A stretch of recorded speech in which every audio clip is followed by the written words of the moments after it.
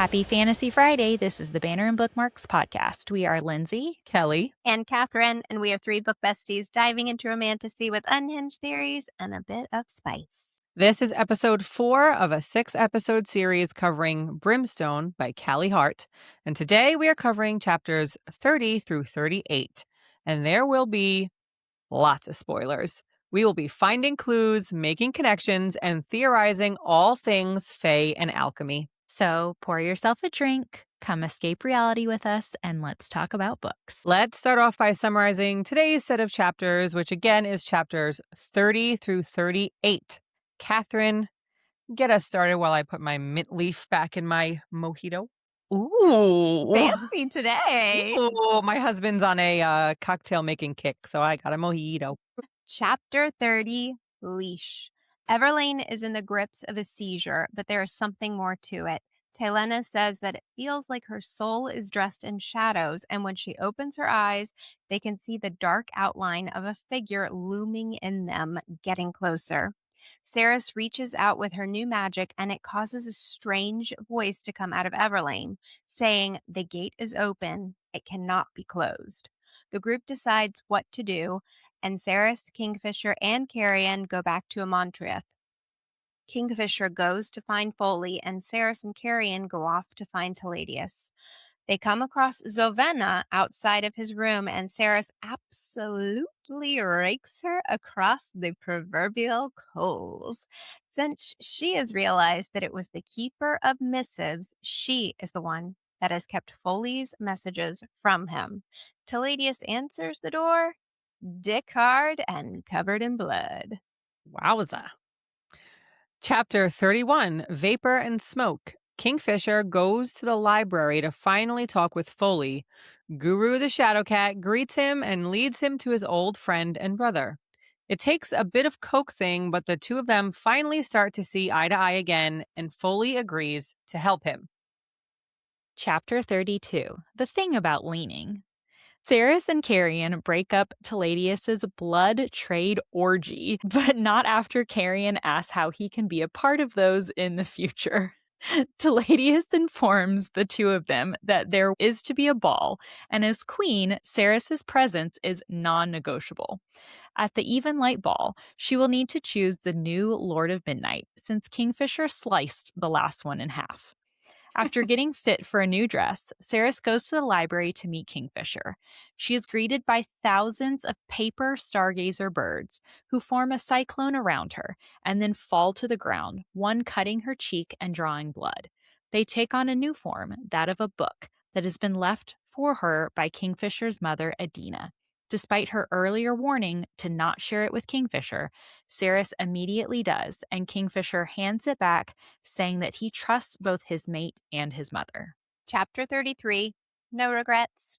This chapter is the first page in Adina's book that she left behind to Ceres and is a mother's note to her son. Chapter 34, Very Wrong Indeed. Everyone goes back to college, leaving the ball preparations in Taladeus' hands. They all try to work with the null blade, but are having no luck with it. Ceres and Carrion are having a conversation about his lack of connection with the Ivelian people, and Archer comes in and tells them that the people are looking forward to a Dianthus returning to the throne. He goes on to talk about Lady Adina and goes outside to pick them some of her favorite flowers. While out there, he is viciously attacked by a rot-infected feeder. It bites him, starts convulsing, and dies. Ceres and Carrion carry Archer back to the house to be healed. Chapter 35, Brimstone. Since the feeder attack, they have realized the cure to the rot is brimstone, but unfortunately they cannot use it, as there is a finite supply and it would mean the entire population of fire sprites dying. Ishabel has returned, and she is now a prioress, having been raised to the highest honor of her family. Kingfisher and Ceres sit on the rooftop at Kalish, and he tells her a story about his parents when they were younger. They then go to their cabin, and Ceres is able to enjoy a sunrise. Chapter 36, Would That I Could. Hayden finally wakes up, and the first conversation between brother and sister is a bit tense. Hayden accuses Ceres of working for Madra. Ceres is absolutely appalled. She tells Hayden that she kept him from the horrors of life in Zilvarin, making life easy for him. Before they can finish their conversation, her brimstone rune starts glowing. Sarah sits down and starts to read Adina's book, telling her that she cannot skip ahead in the book. Kingfisher comes into the room and tells her that Renfus seems to be missing.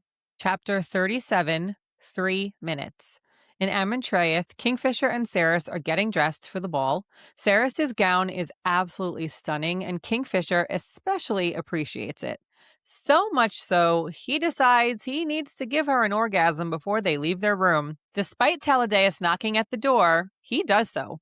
Once they are finished, Saris remembers her instruction from Adina's book to read the next page before she leaves for the ball. Chapter 38, Scion of No One.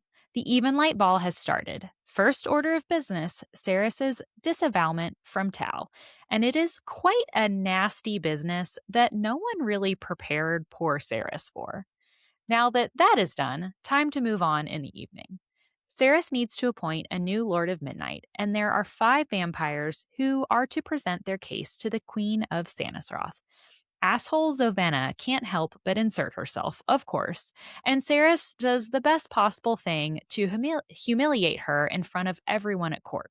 She makes her kneel down and serve as Saris's footstool as she hears the rest of the petitions. She surprises everyone by adding that there is one last to hear, and Foley Briarstone enters the room, sword strapped to his back. All right, let's get into this deep dive. We start in chapter 30 with Archer waking up Saris and Kingfisher saying, "Come quick." And Saris's first instinct is actually to run to Hayden. Yeah, Lindsey is clapping. Come quick! Come quick! Come She's quick! being, Yes. she's being Archer. He's just this like Yeah. yeah. Yep, exactly. He's a bubbly fire But sprite. he's probably like, come quick, come quick. Yes. Covering his eyes so that Yeah. he doesn't see what's going on in there. Absolutely.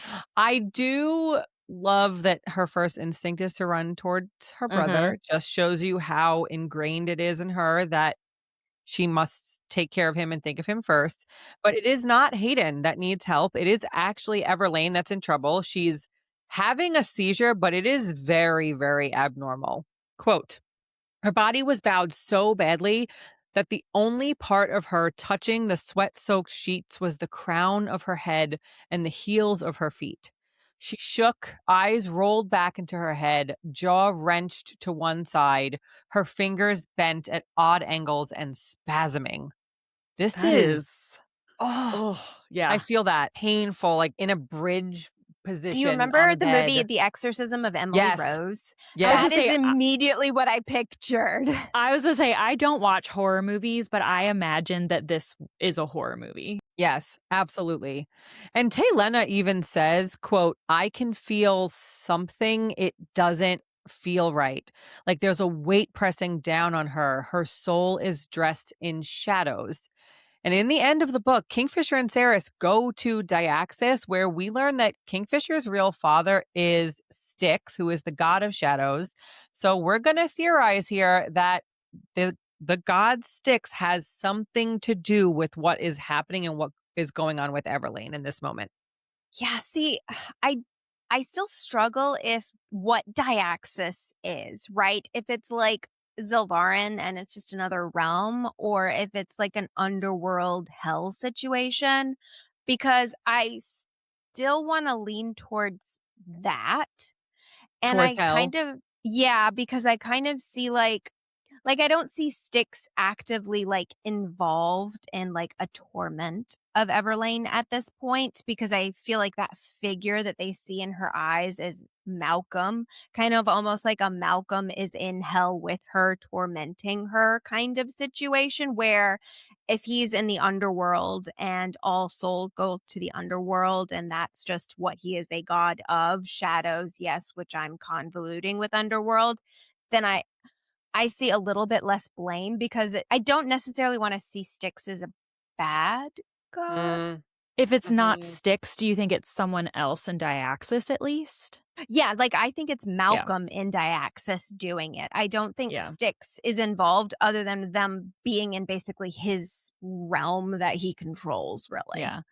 Because I think paired to Everlane being possessed in our last episode, like that was clearly a possession by Adina. And we talked a lot about like where Everlane was and who she was being possessed by, right? And so if you look at the parallel with this possession, this is clearly something really bad, right? And like Yeah. this is where when we talk about like okay where she is and the like close the gate and all of that and like what that really means and who's speaking through her, I think you have to look at this one next to that one to know that she clearly is in another place and that place has to be Diaxis. 100%. Yeah. Especially because they say the gate is open, the gate is Yeah. open. And we talk at the end about the gate is the realm between this world and Diaxis. Yeah. So 100% it's there. But I also have to wonder if when Adina had her possession, it mentioned she's at the gate. Mm-hmm. And I do worry a little bit that like somehow Adina doing what she knew she needed to do has somehow left that gate open. The hard part for me, and I also don't want to believe that Finran/Styx is bad. However, Yeah. I have to know that if he is the god of the shadows and god of Diaxis, he has to hold some sort of blame. Yeah. I see him And as that's fair. very morally gray. Yeah. You know, like I don't want him to be fully bad. I don't think he's going to end up being the big bad. I don't But right. I agree with that. Yeah. But I do think that we're going to be on the fence about him. I think we're going to see a lot of good and feel for him in a lot of ways, but I also think we're going to be like, oh, that's kind of a shitty thing and he's doing not so great things. So I think he might be morally gray. Yeah. I mean, he did love Adina, so clearly Right. he had some sort of positive Redeemable influence. Yeah. Mm-hmm. And I'm getting this like I think it's probably because I'm seeing him as somewhat of a tragic figure of him being a god of something, because we're going to talk in this episode about one thing and I have to wonder if it was a Fenrir becoming the god of shadows situation. And if so, I kind of see him as I'm just the god of shadows. Don't fault me, kind of like a Hades. Don't fault me for being the god of the underworld. It's just what I am. So he might even have limitations himself on souls that go into his realm and how they are trapped there. And it could also just be something that's beyond him even to control. Right. Right. How much is he actually in control versus what is like, I don't want to say his job, but what is his role in the realms? That's a good Yeah, point. like a law of the realm that he can't manipulate. We're like a protector of the realm, Right. maybe. Well, now we're giving him hero status. I feel like though maybe the way that we learn about what the Hazrax is helps foreshadow something about Styx too, because don't we get that the Hazrax is like neither good nor evil, like it's like neutral. We've talked about like this like neutral chaos. It's like Lindsey's like neutral good or something. Yeah. I feel like we get that. maybe later in the book. I feel like there's a line that makes me. I'll have to when we get to those chapters when we do our reread. But I feel like he says something about like there's something about him not making judgments, but it's just like this is what it is, and I do it good or evil. It's just what has to be done. Yeah, and there's no like weight put on it from him, not him, the Hazrax. But I don't know. I have a lot of questions about Styx. Right. I have a lot of questions about Styx. Lots of questions about the Hazrax. Styx and the Hazrax and the whole book.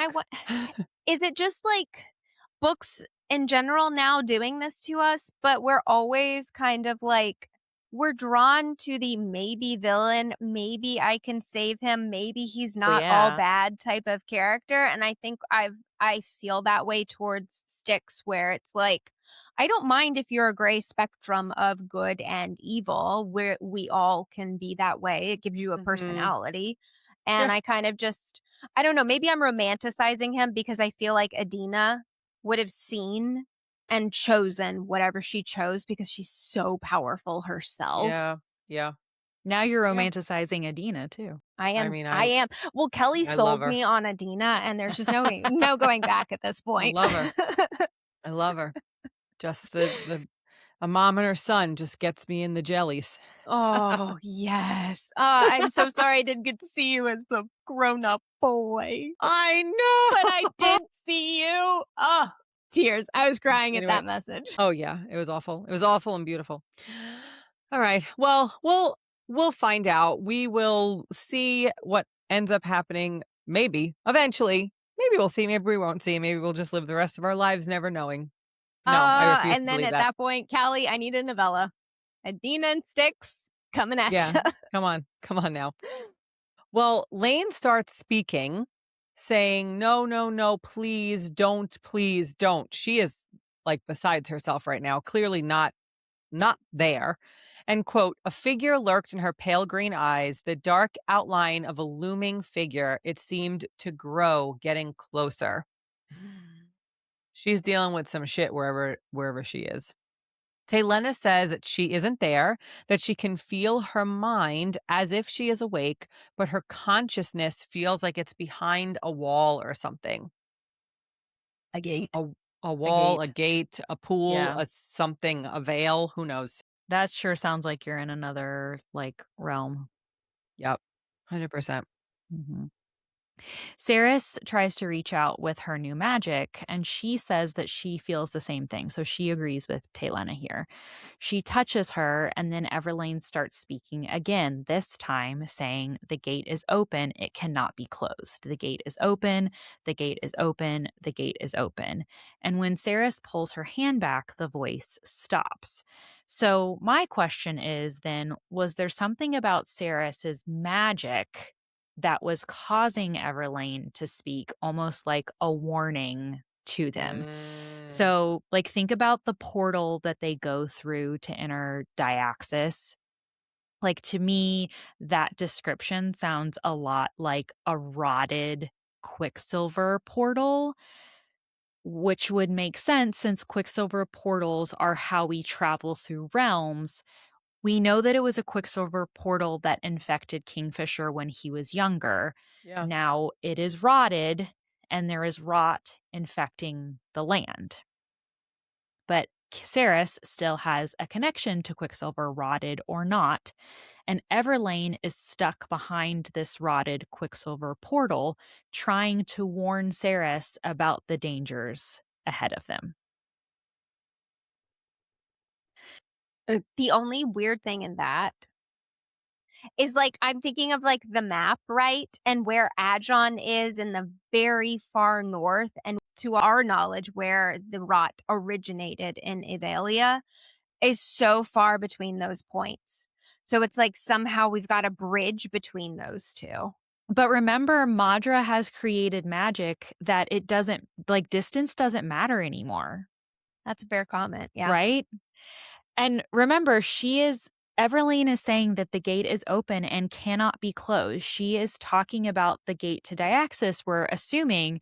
And remember, Renfis is scared at the end of the book that while it has been opening and closing, at some point, the Diaxis gate is going to stay open. So this is Right. almost like Everlane warning them about that.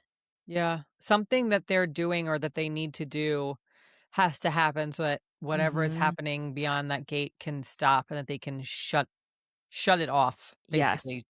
Oh. So it's like that wording, and then paired with what Renfis tells us at the end, almost confirms that she's talking about the Diaxis portal for sure. Yep. Yeah.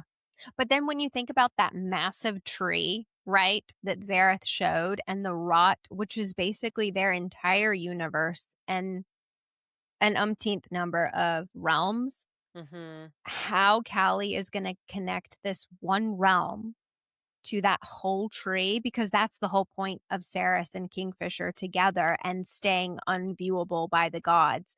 They're going to be the catalyst to something.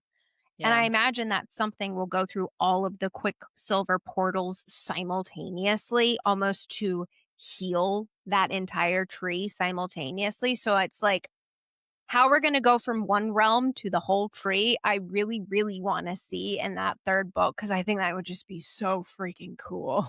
Yeah, like the imagery of that, like spreading, almost like if you think about like the veins in a leaf and like the imagery of a tree and it like spreading over the veins in a leaf. That's pretty cool. Yeah, I love it. Let's go back quickly and visit another moment. Carrion was the one who found Everlane, and he said that he was, quote, absolutely minding my own business when I heard something. And then Kingfisher asks Danya, our favorite person ever, why she was there. And she says, I was also minding my own business. Yuck. To be honest, I don't think they're sleeping together. I hope they're not. I don't want... No. I think it happened once. I think they did it. You think they did it? Once? I do. I don't think it's an ongoing thing. I think they're just like, you're good looking, you're good looking. Let's bang it out real quick. Yes, I think that probably something that happened in Quicksilver, though. I feel like Carrion has been like reading and training, and I kind of think that maybe Danya was helping him train and he doesn't want people to know. I prefer that. That would be so cute, especially because he always surrounds himself with really strong women. And even if I do not like Danya, she knows how to fight. So him reaching out to a woman to train him, that's just Carrion being our sweet Carrion. Yeah. That's true. And I feel like he would know that she would kind of give him the business, you know? She wouldn't hold back. Yes. And she would that keep if, her mouth if shut he went to, she would keep her mouth shut. She wouldn't care who he was. She would treat him like anybody else, where if he went to anyone else, they'd be like, no, you're the Dianthus heir. I'm going to go easy on you. And so I kind of want them to be training and not fucking, but I don't know. Definitely not fucking. I mean, Carrion deserves way better. Yes, want and need. I will say I am okay with it if it is just for fun. Yeah. If it is like, we don't like each other, but we're both attractive, this, like, sure. Just bang it out. If it is a relationship, I do not ship it. No. Do not. That would take a whole lot of magic to make me like Danya. Oh, I thought we were going to get a redemption arc from her in this book, and we haven't, but we also she hasn't gone any deeper for me. She just has stayed stagnant of like, we don't like her. I mean, she didn't get a lot of page time. She didn't. In this book. No, she didn't. Yeah. She was there. She played her parts when she needed to play her parts, and that was it. Yep. So we'll see. But yeah, I totally think they did it. I'm hoping it was like they met up in Quicksilver. It was the beginning of knowing everything. Banged it out, moved on. Oh, no, I think it happened right then and there when they said they were minding their own business. Yeah, that's what they were doing. I like Lindsey's better. I mean, I do too. I hope I'm wrong. You don't believe it. I don't believe it, but I hope I'm wrong. They all decide on the next plan of action. Lorith wants to tell Remphis, but Kingfisher says no, leave him. He needs to continue to warn villages along the coast about the rot. Danya, she's going to go back to the rally point and check in with the soldiers. Lorith, gotta go get Ishabel. We need a witch. And then Taylena, she's going to stay with Hayden since he has a tendency to wander. Sarah's Kingfisher and Carrion will go to Amontreth to get the books. The three of them go back through the Quicksilver, and Kingfisher goes off to find Foley. It is funny that Lorith goes to get Ishabel because they absolutely hate each other. Like, I feel like there's someone else you could have sent to go literally get her that anybody would have listened. He's but like, but someone else would have been more effective in getting her to listen. Oh, you think? Because I see it as he would bait her to coming back type of situation. Like, he would just do anything Yeah, to like prod her. yes, and say, "Oh, you can't do it. Oh, you're a new Yeah, prioress." maybe. Yeah, I Yeah. don't care. That's my job. I'm Yeah. going to do it. Yeah, that's funny. I've said it before, I can't wait to learn what their backstory Yes. is of, like, why they 100%. hate each other. Yeah. 100%. I could see that being, I think I've said this before too. I could see that being one of the fourth or fifth books because we know that we're going to get some Can we different play a game really character quick? stories. Let's play a game. Okay. You can only choose 2. Okay. So let's say this becomes a 5-book series and we get 2 interconnected but standalones featuring 2 separate couples as the last 2 books. You can only choose 2. I'm going to give you 3. Carrion and whoever his forever is, Renfis and Everlane, or Lorith and Ishbel. Who you choosing? Picking Carrion Carrion. Yeah. Carrion We can for all agree, sure. Carrion for Yeah. sure. I Carrion want and his Ishabel. future person or his past? No. Carrion and his becoming, I would hope it would be Carrion stepping into his role and his forever person in the future. Okay, yeah, Carrion for sure. I mean, to be Carrion. honest with you, I don't know that I would I'd be fine with either one of the other 2. Well, you have to pick one. I'm choosing I'm Renfis making and you pick. Ishabel because I love, I love witches. Lorith and and Ishabel. Ishabel. Oh, sorry. I'm picking Lorith and Ishabel because I love witches. I agree with you. Mhm. I'm picking Fine, Lorith I'll and pick Ishabel. Renfis and Lorith, or There- Renfis Renfis and and Everlane. Lorith. There you go. There you go. I can. I'll pick read the that other book. 2 just so Callie will write all of them. There you go. We get an extra. One of them will be a novella. We'll just toss it in there. Yeah, perfect. We're going to have our cake and eat it too. Wait, didn't we say something about Adina though? Like Adina and Finn 6? Oh, a and Ren novella for 6? Styx and Adina. Yes. Yeah, that'd be fun too. Well, I guess All just of write them. 8 books. Yeah, Yep. just write all of them. Just, Great, thank you. just write all of them. It's no big deal. Come on. All right, well, let's continue with Kingfisher for a moment here. Kingfisher takes Onyx to his room for safekeeping, and the fox gives him a pine cone. It So is cute. absolutely adorable. Like, here is your Cute, gift. cute little gift. But I love the lullaby that Kingfisher is singing to Onyx, and it's talking about fish and going Mhm. fishing. And I mentioned in our Quicksilver coverage that there is the real Fisher King, Arthurian legend, and he spends a lot of time fishing. And I just thought this might have been a cute little, like, funny aside Callie just threw in there that I was like, well, I'm gonna have him sing a lullaby about fishing. There you go. I love it. She is smart enough. Like she is that kind Yeah. of author that she puts those smart little things in her book, and I feel like she would totally do that. Yeah. Well, Kingfisher then goes to the library. He leaves the fox to go to the cat. He's greeted by Guru, the shadow cat. Quote, a small black cat made of shadow appeared out of my shadow, taking me by surprise. Plenty of shadows had come from me before, that went without saying, but they'd done so at my behest, and none of them had ever solidified into something living afterward. Then later, it morphs into Kingfisher, sort of becoming him. I'm loving this imagery. Yeah. I'm down for Guru the Shadow Cat. Yeah. I got questions. I think I said it in the last episode too. I kind of wonder if Guru was left by Adina for Kingfisher. Yep. The only thing that makes me not think that is I'm pretty sure right after this happens, Foley says something about like, oh, it looks like Guru caught a ride with you. He does that sometimes. Yeah. So I don't does. think that that's specific to Kingfisher, but I really want it to be. Yeah. Like, that's Yeah. cool, you know? Yeah.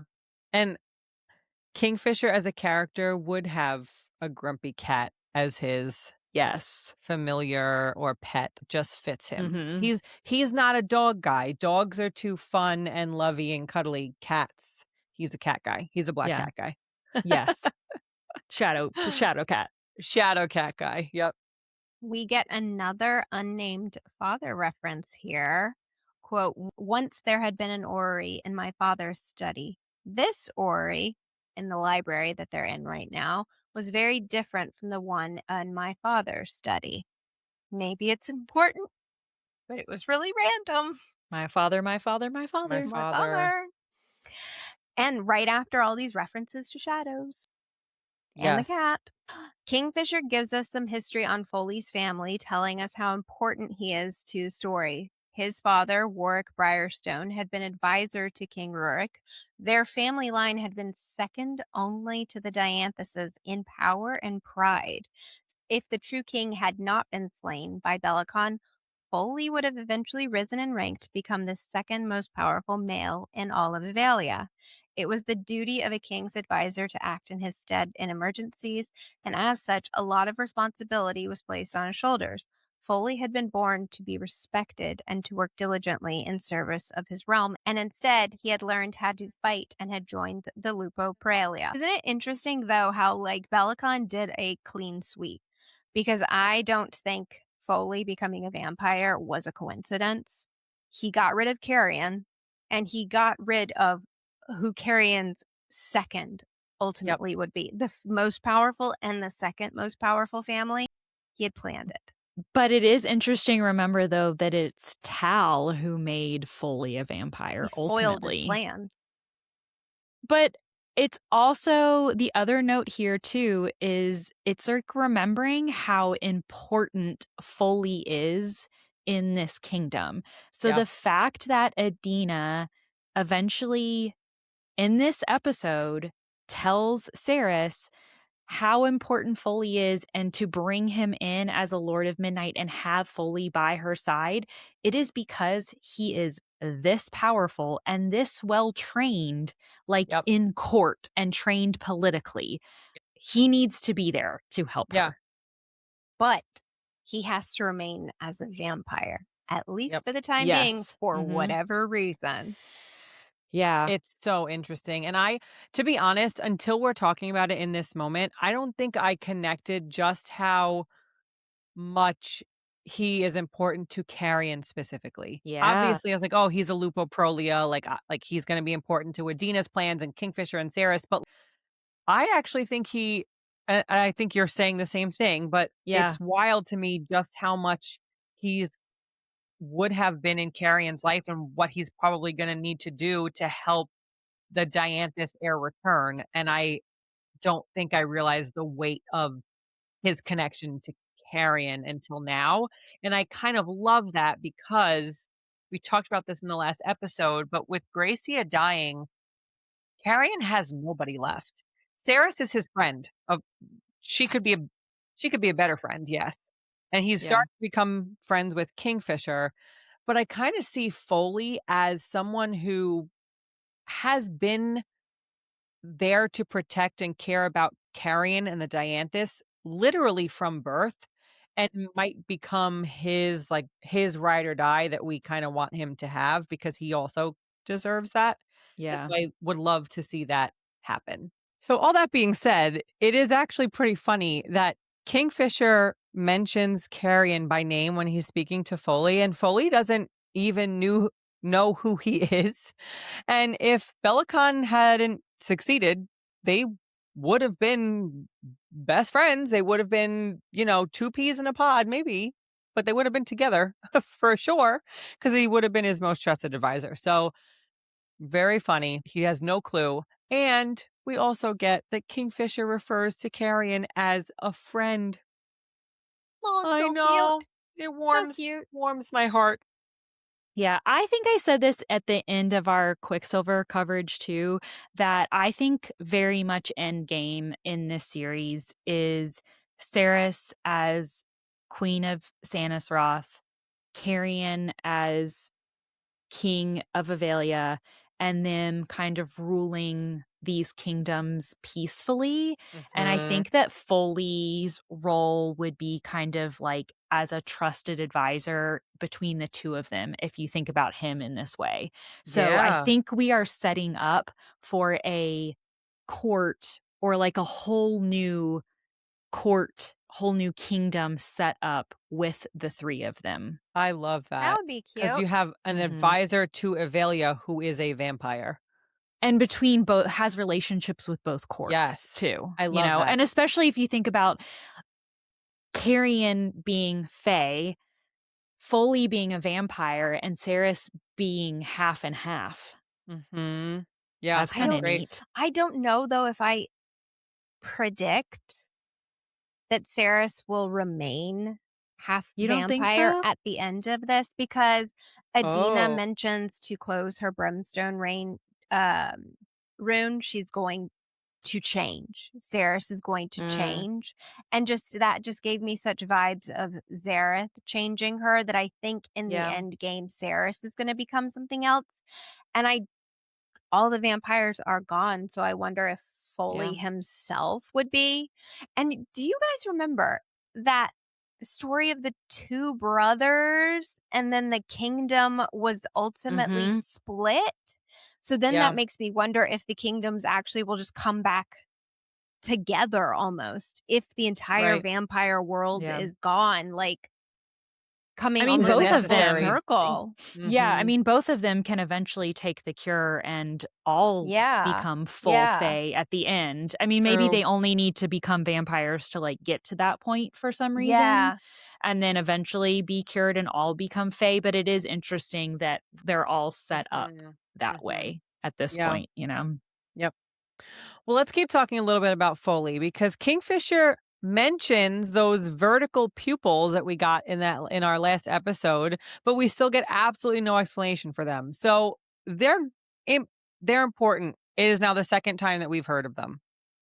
No fucking clue, but we get them again. It's interesting. Okay. So say more. Well, Guru mentioned to Foley that he's like, oh, he comes and goes out of your shadows. Yeah, he does that. So I almost wonder if his vertical pupils are almost cat-like, and maybe it's something Guru did to Foley. He made him a little... Did Guru mention that?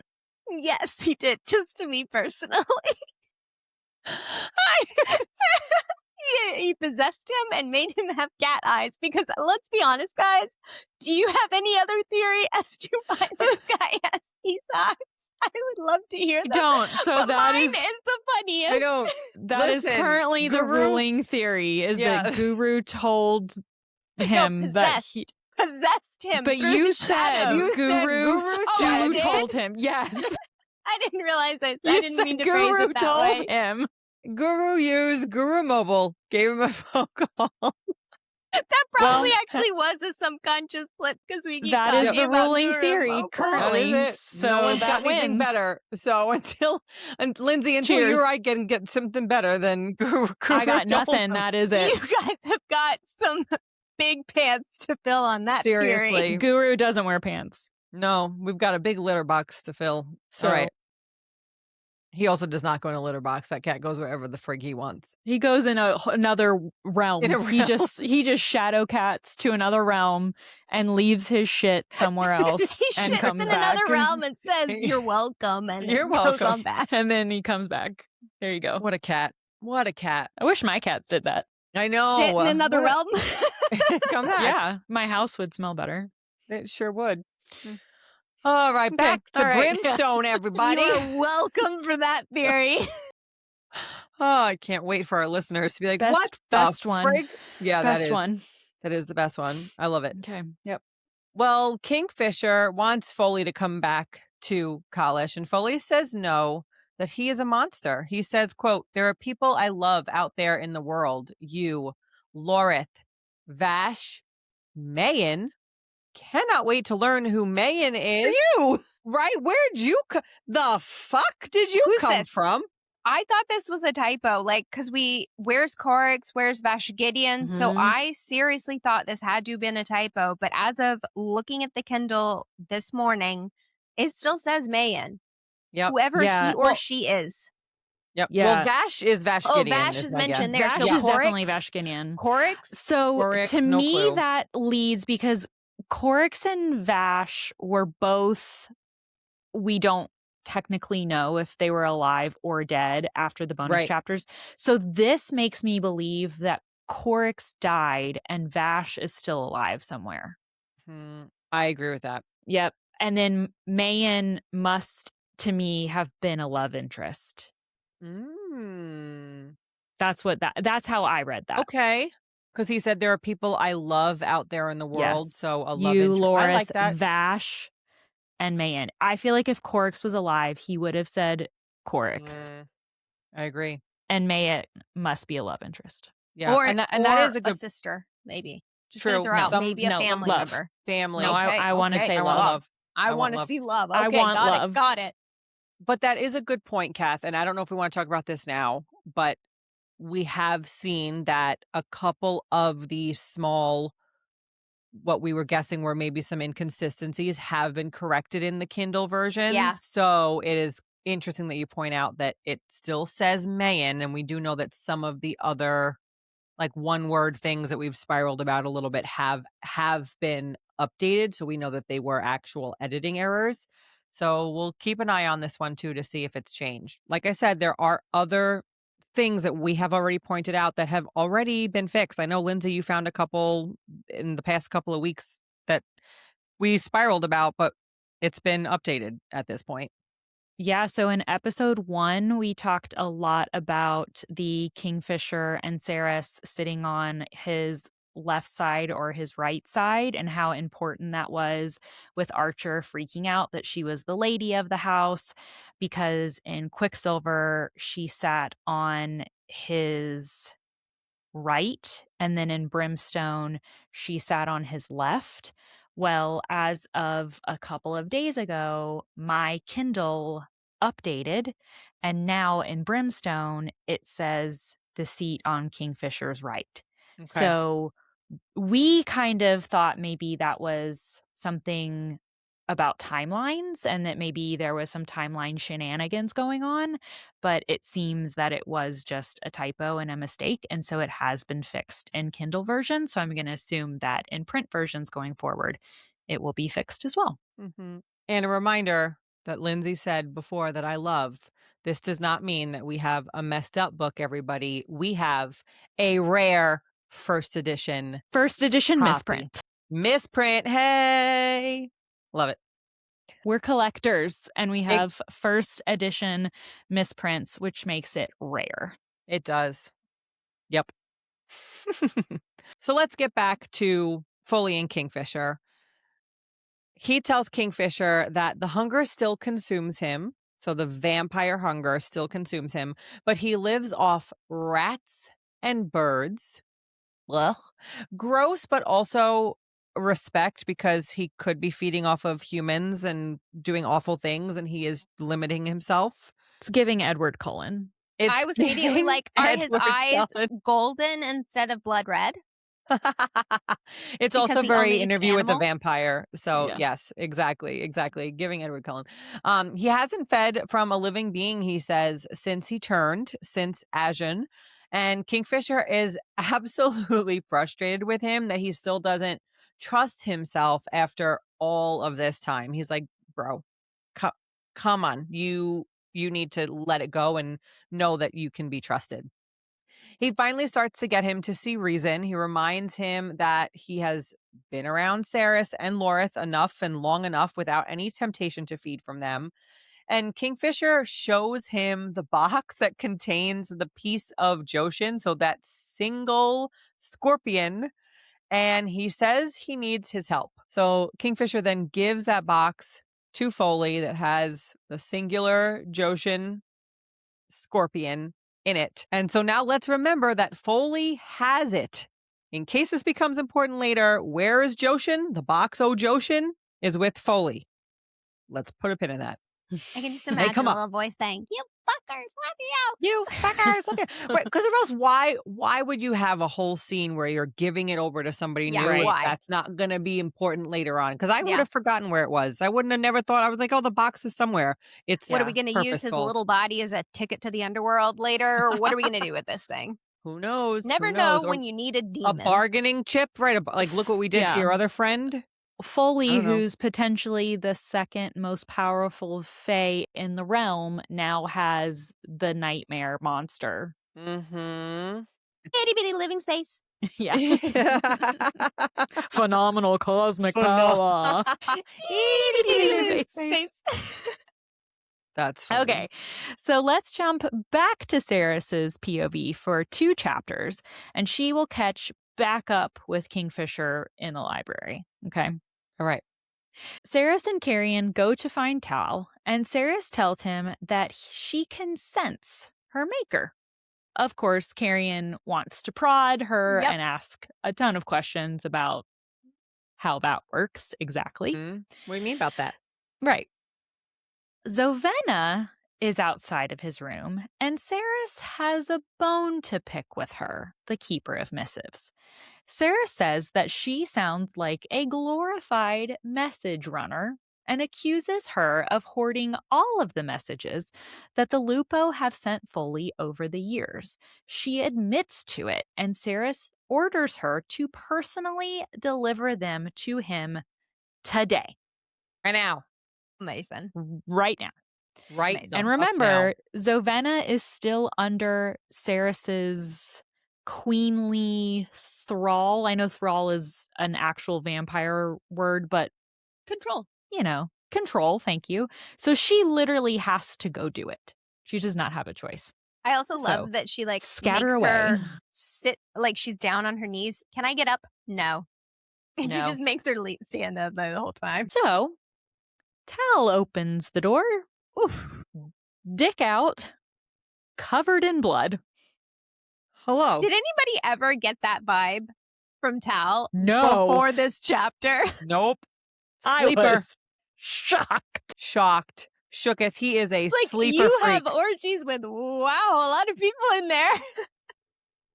Totally. Yep. I was like, oh, Mr. Tal. All right. Hey. All Okay. right. Tally baby. All right. That's where we're at with your tallywhacker out. Just pointing strong and attracting Carrion to it. Get it? Tallywhacker. Tallywhacker. Hi-oh. I love that you love yourself for that. That was a good one. I love that for you. I love that for you. Thank you. Tallywhacker. Thank you. Just came up with that. Just top of the old noggin. Just right here. That's what I graduated college with. Right? This is my tallywhacker. I don't have a tallywhacker. Tal has a tallywhacker. That's I just have the word. Tally's whacker. Tally's whacker. Okay. This is going to go on for He's a long gonna go time. Whack her with it.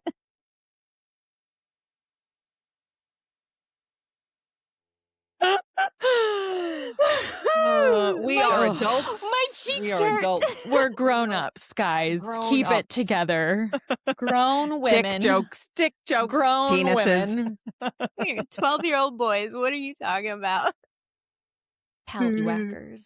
He opened and his penis was out. Ew.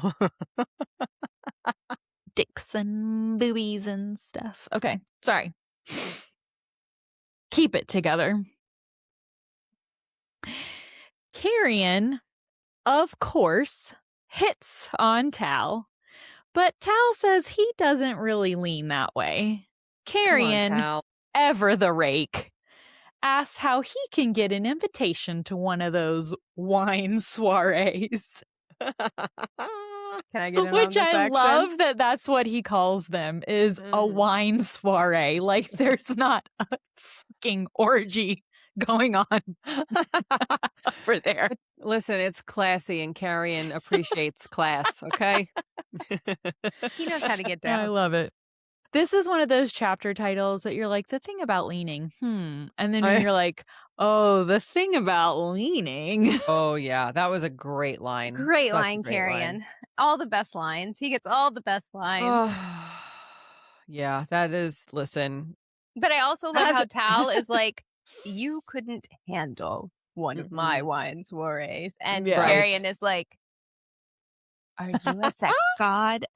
Yeah, basically. Okay. Yep. Carrion, though, in this moment, is also very pleased that Tal called him Dianthus and not Swift. And Saris realizes that they probably should have been more respectful of that and tells Carrion that they can start calling him that. But Carrion brushes it off with a joke, saying that Swift is one syllable, so it will be easier for everyone when they are yelling at me. Which Poor bud. is funny but kind of sad. But I like, know. But I also, But you do it to yourself, Carrion. I You see it do it as on a- purpose. but I see it as a self-deprecating way to hide a very recent wound that is losing Gracia. And Oh, Yeah. true. remember, yeah. he's been raised by a line of Swifts, and I honestly think from the bottom Yeah. of his heart, he probably wants to keep that name more as an homage to them. They raised him. That's Yeah. true. Yeah. Or it might also be that he doesn't want them to know that he's ready. Like, remember a Yeah. couple of chapters ago, he says to Kingfisher, like, as I can play the fool and you guys will think me the fool. So in this moment, he's like, oh no, keep calling me Swift because I Yeah. want you guys to keep seeing me as Swift until I'm ready to become Right. Dianthius. Yeah, You know? for sure. I think there's going to be that transition moment. You're right, Lindsay, where Mhm. he's like, nope, call me Dianthus. Like, this is who I am. Yeah. Right. Put 10 Mhm. toes down. Yeah, I agree. And I mean, he says, I don't want it. I don't want it. He himself is not ready for that yet. And I think I kind of respect him for not just showing up in a realm demanding his birthright Yeah. and saying he's ready. I like this wishy-washy, I'm not ready. I can acknowledge I'm not ready. But he's Mhm. trying, he's learning, he's reading all his books, he's paying attention, he's not sleeping. Saris has a little bit of a moment of judgmentalness with Tal, saying, Fae females, Tal. And he's like, yeah, they're here willingly. I think you know all about that. And Saris blushes. But by the way, there are 7 females there, and I bet Tal introduced all 7 to all 7 gods. That number is purposeful. Very good. With Very his good. magic tallywhacker. Tallywhacker. There you go. Oh, right. Well, Tal gives her the null blade that Belcon soldiers were carrying when they came through the Quicksilver, and it is strange. Quote, they possessed unnatural properties. It had made my temples pound to even try to read the metals with my power. Everything about the weapon had felt wrong. Even now, this one pulled at the light and leached the air from the room. Weird. Mhm. We get another quote. The null blade thrummed. My leg was numb from my hip to my knee, and I wanted to cry. My runes ached, pain shuttling up and down my arms in waves. I wanted to be rid of the weapon just as badly as Tal had, but without knowing exactly what it was or what it was capable of, hurling it off a cliff felt like a missed opportunity. Orias had said that all of Belicon's guards were equipped with these things, and after what had transpired in the tomb, it was pretty obvious we were going to have to face them again. There would be more guards, more null blades. This was an opportunity, and as uncomfortable as carrying the blade was, I didn't really have a choice. It needed to be studied. Teladius tells her to take it and throw it in a very deep pit, but there's no. They've got to study it. They've got to figure out what this is. Yeah. And I have to wonder if maybe it comes from Diaxis itself. I do think if it does come from Diaxis, it's strange that Kingfisher in particular cannot affect it at all. Theris can affect it a little bit, but Kingfisher not at all. So if it does come from Diaxis, I would have expected Kingfisher to be able to do something with it, but he can't. Yeah. Katharine, will you remind me what your little mini thrum theory was from that other, was it 2 episodes ago or It was back with Elroy when Elroy is telling his story, what his family line has been doing.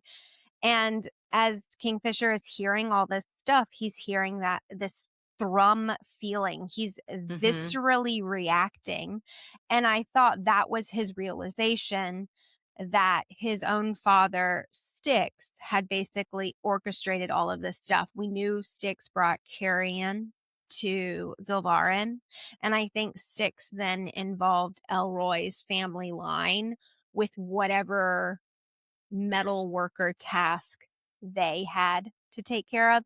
And that thrumming feeling, because they see it again at the very, very end when they're in Diaxis, made me think that was him making the connection. So that's where I kind of thought this thrum here, maybe these null blades could be connected to Diaxis too. Because when you said it here, it made me think about when you talked about it in that episode, and I was like, Thrumming. What are you giggling about, Callie? Yeah, what are you thinking about? I'm crying. Good crying, I hope. I'm just sitting here and I'm smiling and I'm like, look at us. This is my brain right now. Look at us podcasting. And I'm like, this is so fun. I love this.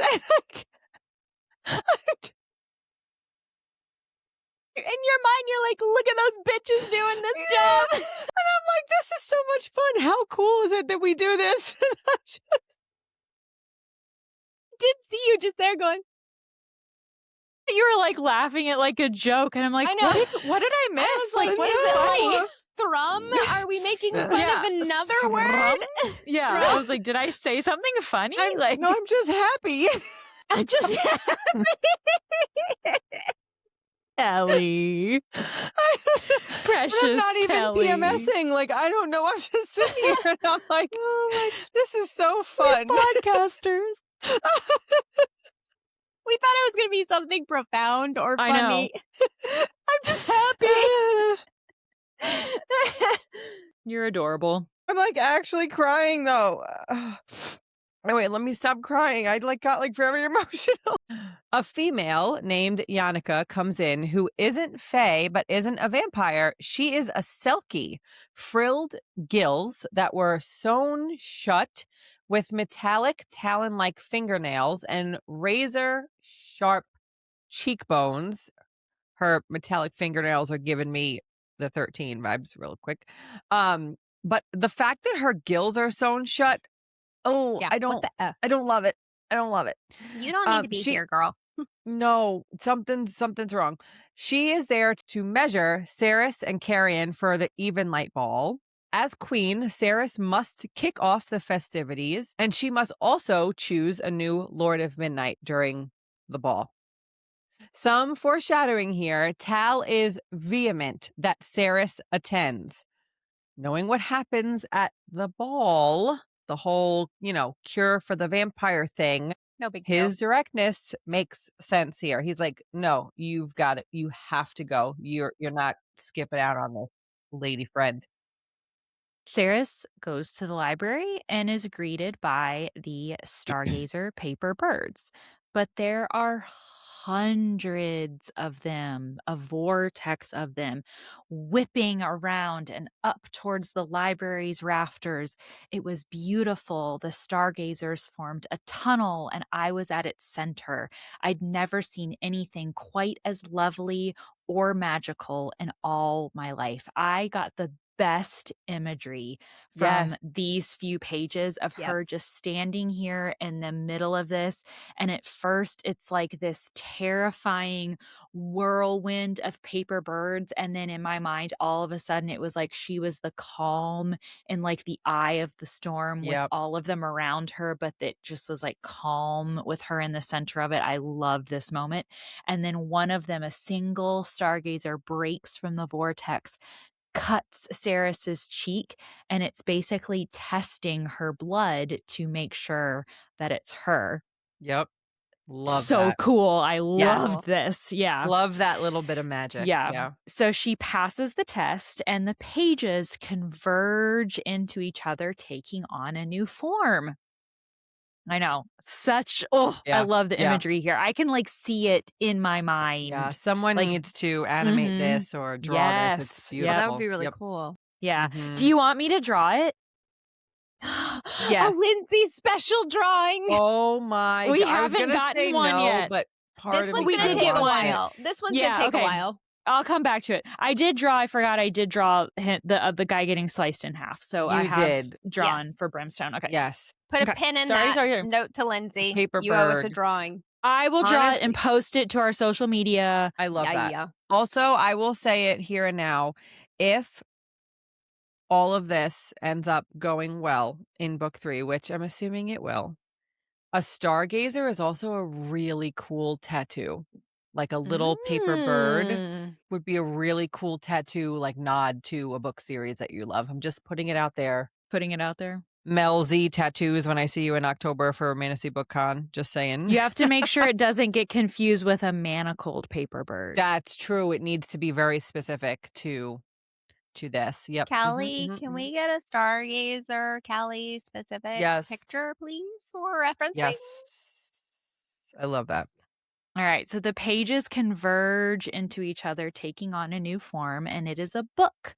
A navy blue cloth cover, thick, and a tiny silver butterfly, I'm going to assume an O'Shaleth, stamped in foil on the front cover. And the message inside, for you, God's blessed. Thank you for loving my boy, E. Beautiful. It's such a perfect, that whole thing, and then to get this book and open it to those 2 sentences, it's beautiful.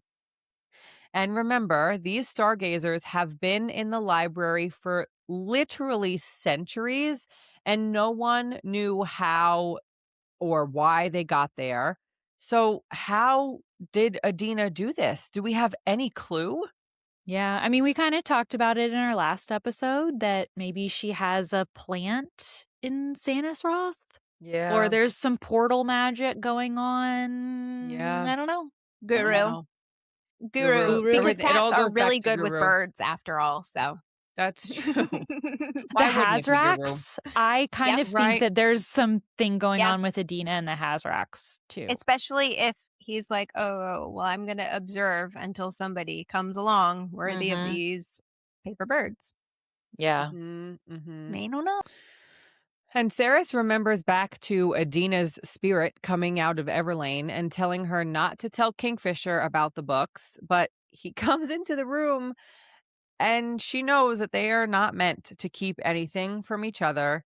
And so he takes it, he reads the first page and hands it back to her, telling her, listen, I trust you both. And so the contents of this book are for you. Absolutely love this moment, right? Because we get it in a way that is, I am your mate and I'm not going to keep anything from you. So I need you to know this. And he still says, thank you for wanting to tell me, but this is for you. I am like purposely stepping back. So there's no issues there. They can still follow Adina's rules, but he knows really the only thing that they broke is like he knows about the book, but he is not going to read and he's not going to know anything. And it's Jeff's well, like she knows that he knows that she knows that he knows that like Adina knows that Ceres was going to tell her and that Kingfisher was going to read it and Adina was going to hand the book back and then Kingfisher was going to read the first page and then she was going to be like blah, blah, blah, blah, blah. Perfect. But only exactly if she did that, would the course be strong for them? Yes, It's like in this instance, it's the opposite of a miscommunication trope because they are communicating about the fact that they will not be able to communicate about the book. And I love it. But here's the thing. Here's the thing, though. Even if she hadn't given it to him, Ceres would have opened the first page, seen that it was a letter to him, and handed it to him. So, like, but it wouldn't have counted.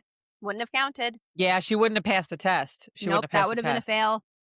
But either way, yeah, she would have handed it to him. Yeah. Yes, you know what I mean? But I think this passage will clear this up a bit. I know. Yes. And it says, says, okay, Kath, tell us what it is. Yeah.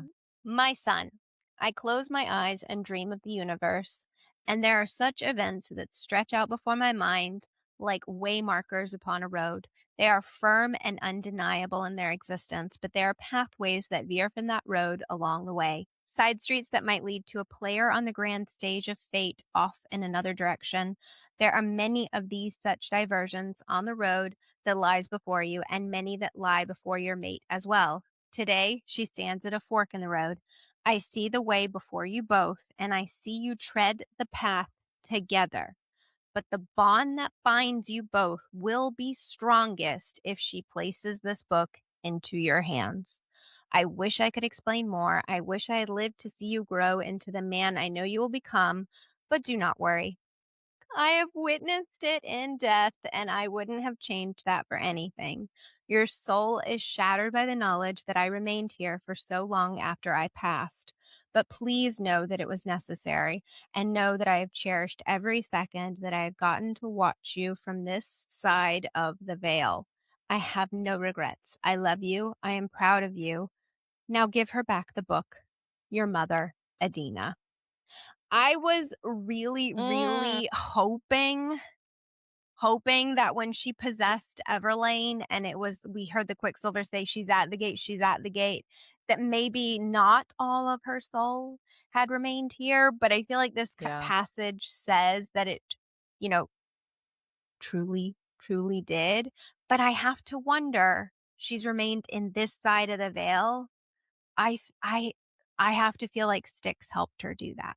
Something Yeah. with his, if I'm correct in thinking of his veil as an underworld place where souls would go to, I have to wonder if he was involved in it, because they mentioned that Adina had never given a piece of her soul to anybody else, right? So that's not the way she would have remained here. So something magical kept her here.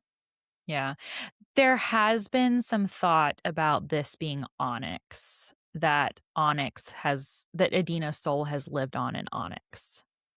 Online that exists? Or are you saying that Mhm. that's your Yeah, no, that is like when we talk about Onyx being a familiar, Yeah. that Adina's soul has lived on in Onyx, which Onyx hasn't been around very long, but it Yeah. does make sense of him being so connected to Kingfisher and why he's been following Kingfisher around and following Kingfisher into his dreams, and why Mhm. he's been with Saris and keeping an eye on Saris and kind of leading her through all of her adventures. Yeah. But I'm kind of with you. Onyx still hasn't been around enough. And I Yeah, get the impression Adina is saying, I have witnessed you grow into the man. right. So I would expect it to be a character that Yeah. allowed that to happen. Unless Onyx has been watching, he just didn't make himself known until Saris came along.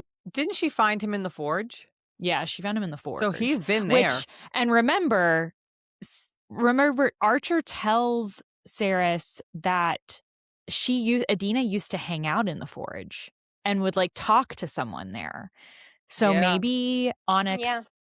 was Yeah. I there. would have just loved a line from Callie, because I feel like she would have done something, and maybe she has and we've just all missed it, in the first Quicksilver that is like, oh, it's that fox again. Just something off the cuff that could have been Yeah. like, oh, Kingfisher knows this fox. Something for us to make that Yeah. connection.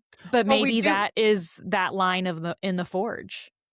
Yeah, Yeah. but Kingfisher never even acknowledges like seeing it. So it's like, I don't know. But again, but he it's not does about the acknowledge- fox. Right. Maybe not. it's the line of Archer saying that Adina used to hang out in the forge. Maybe that's the and line. talk about it.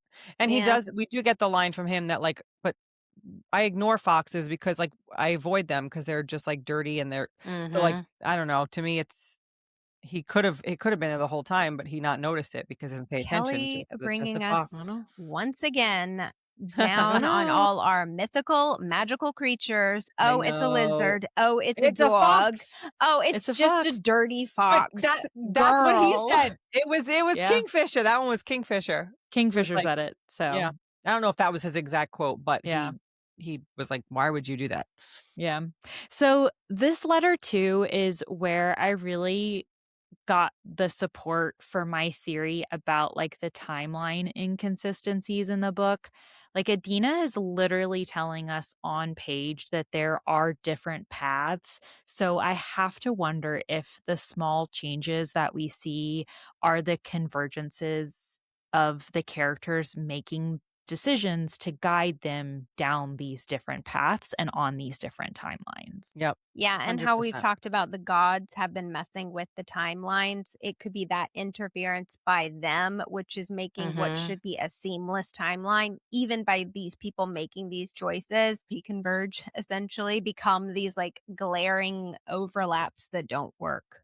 And maybe a mix of both. Like the gods could be interfering in like major ways, but little things, little decisions that people make are making little forks in the road that don't feel like they're major things, like my spouse's name is different, Taylena, Right. but they could be making small differences.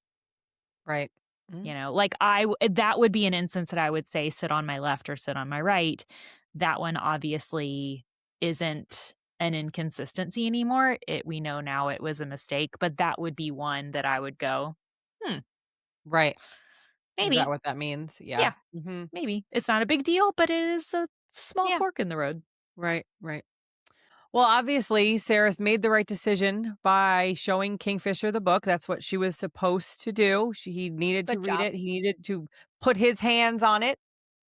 I believe that he actually was supposed to actually physically touch it for some reason, not just read the letter. And Saris wants to read the book cover to cover so bad, but she can't. One, because she's not supposed to, and also because everyone keeps bothering her with all the ball preparation questions, which I can totally relate to. It's what happens to me on a daily basis. Ball preparations, getting you Yeah, down. just bothering me. Oh, get ready for the ball, my queen. My son comes into my room, mommy, mommy, while I'm trying to work. And Kingfisher agrees to take Saris back to college. Well, let's talk about the Null Blade because the Null Blade is still around. It's making everybody feel really strange. Carrion, Saris, and Kingfisher. Kingfisher has even tried now to use his own magic on it, and it will not work. Not even the God Swords. Quote, in the recorded histories of Evelia, no weapon had ever withstood a direct strike from an Alchemarian blade. Let's chat about that. If the god swords came from the gods, who would send a weapon that would work against theirs? Mean gods. Mean, the Bad meanies, boys. the bad Meanies. ones. We're not friends with them. The Hazraxians? Yeah, this to me is very like screams hell people. Yeah. Mm-hmm. That's why again, like it goes back to, okay, this has to come from Diaxis. Diaxis has to be hell, which means that Styx, if he truly is the leader of that realm, if that's what we're calling it, he's got to take some responsibility for being a bad dude. Yeah. Oh, yeah. Yeah. But we all love We all love a bad dude. a bad dude. Especially if he's hot And shadowy. and got tattoos. And if that's Done. his son, we know he's hot. That's right. That's right. Ooh, Just Lordy. kidding, everybody. Or the Or- triumvirate is evil and stole something from Diaxis that they shouldn't stole, and they're the bad boys, and Styx could not leave Diaxis, and it's not his fault. Or the whole source thing. We still have Yeah. wondered about the capital S source and who that is and who's the power behind Madra, Belicon, and Malcolm. So maybe it's Right. coming from the source. Yeah. And we also, we also have, not to add on to like 18 different things. No, that let's do it. but we also have proof that maybe the seven gods are not the only seven gods because one, Yeah. the witches They've got have theirs. different gods fully. And there's that vampire, one of the lords of men, I forget who it was, it says we worship different gods than you do. Yeah. So it is Well, he worships the Diaxis. the Diaxis, right? So Yeah. are they part like? Are there more than just the seven that we know of, and have we Well, not okay. had access to them before? That's a good point, though, because if you think about it, if the witches and like they're technically in Galeria, right? So Mhm. they would worship a different set. These are potentially the Evelian gods. And we talked about in the last episode that they talk about Evelia as if it's the whole continent, Right. but really it's one of 4 countries. What about like Sanathroth doesn't really have gods other than Malcolm. What about Lycia? Like we really Right. don't know what Lycia's religion is. So there's a potential that Lycia has its own set of gods that we haven't met or hasn't seen. True. But in reality, like the gods and Zareth are the gods, right? We've met them. We know they're We've real. met them. Right. And they're picking leaves off trees Yes. and throwing them and having away. babies. Right. They exist. They are powerful. They're gods. But Yes. are they truly the only gods? And are there Yeah. potentially other gods in other realms Yes. or other worlds Yes. that could potentially converge because of all the crap that's happening with this Yeah. giant tree and whatever else is out there in the universe? Or is it like a situation where you're worshiping the same thing, you're just calling them Right. different names? Or let's keep going. It's not just one tree. Maybe there's a whole forest, and these 7 gods are Right. only responsible for their tree, but then there's Right. other trees. Oh my God, you guys. Do we have any I think more? we need to stop. I don't think we can keep going. I think our listeners have turned And off then on their that radios. in that forest, there's a continent, and in that continent there's a planet, and then that planet there's a solar system, and in that solar system there's a universe. And so I'm going to go back to my song and the hole and a in the bog ground down and the in tree the in the valley, hole. yo. and the All gods the all gods around, run all around, and the around, and the gods green all gods around, all all around. around. Okay, so really we're fucked. We have no idea. No clue. All that to say, no, that was the no theme idea. of last episode. I got no fucking Fuck. clue. That's It not the theme of continues. this one. I know. No, this Okay, one there is you we go. cry because we love it. And we have That snacks. is also Well, I don't have any snacks. Tallywhacker. That's the theme of this Tallywhacker is the episode. There you theme. go. Can we name this episode Tallywhacker? Absolutely. It's a great Do whatever we chapter want. title for us. Thank We're an you. 18 plus podcast. We can do whatever We we want. sure Tallywhacker is are. an acceptable name, period. Yep. Ceres and Carrion started to talk more about his future in Avalia, and he again says that he does not have any interest in ruling, that the people don't care about him. But wait, Lil Archer comes into the room and interrupts him. Quote, "You're wrong about that last part, sire. Very wrong indeed. The Fae and the folk of Avalia might not know you, Master Swift." That was adorable.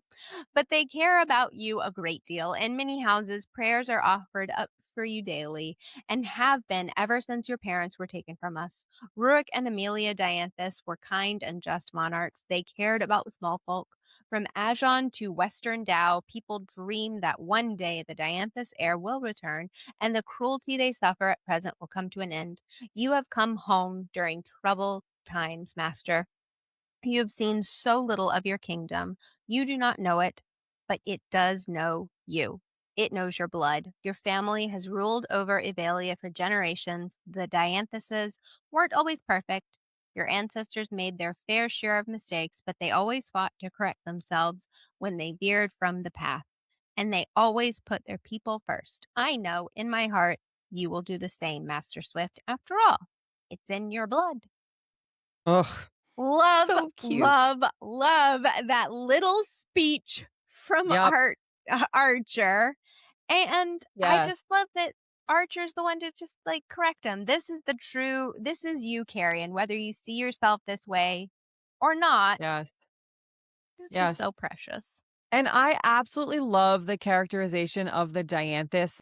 They are so loved and so revered, but they were not perfect. They made mistakes, but they saw those mistakes and they corrected them. So I just love that it's not like, oh, they were these perfect, like you couldn't touch them. Everything that they touched turned to gold. Like, no, they were great, but they made Failing mistakes people. and they were Mhm. right. But they were great because they chose to be great and they chose to do better. And I just love that characterization of a family and of a ruling family, because it's like, isn't that what we all want?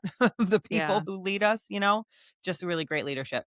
Well, and I think compared to Malcolm and Bellicon and the current leadership, it Yes. is a light at the end of the tunnel for the people, right? Like, Absolutely. knowing that there is a potential of another Dianthus on the throne in the future.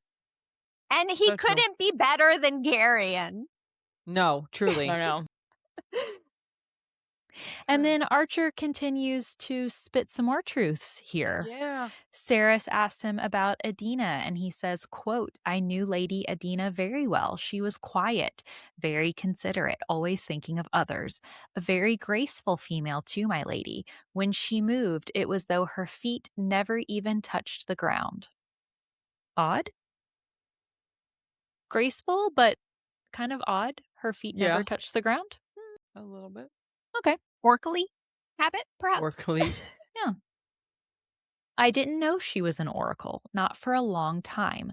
Some seers become distant as their gifts grow. They know too much. They see too much, but not Lady Adina. She remained exactly who she had always been. Why not Lady Adina? Why do we feel like she was different from other oracles? Any ideas? I always go back to her title of the Seven Towers, right? And the seven gods. And if there was some kind of almost separation of her by giving her that distinguishment, right? Like she's almost to the level of a god herself. I know she's Fae and an oracle, but I feel like she has somehow ascended to just more. More. Yeah.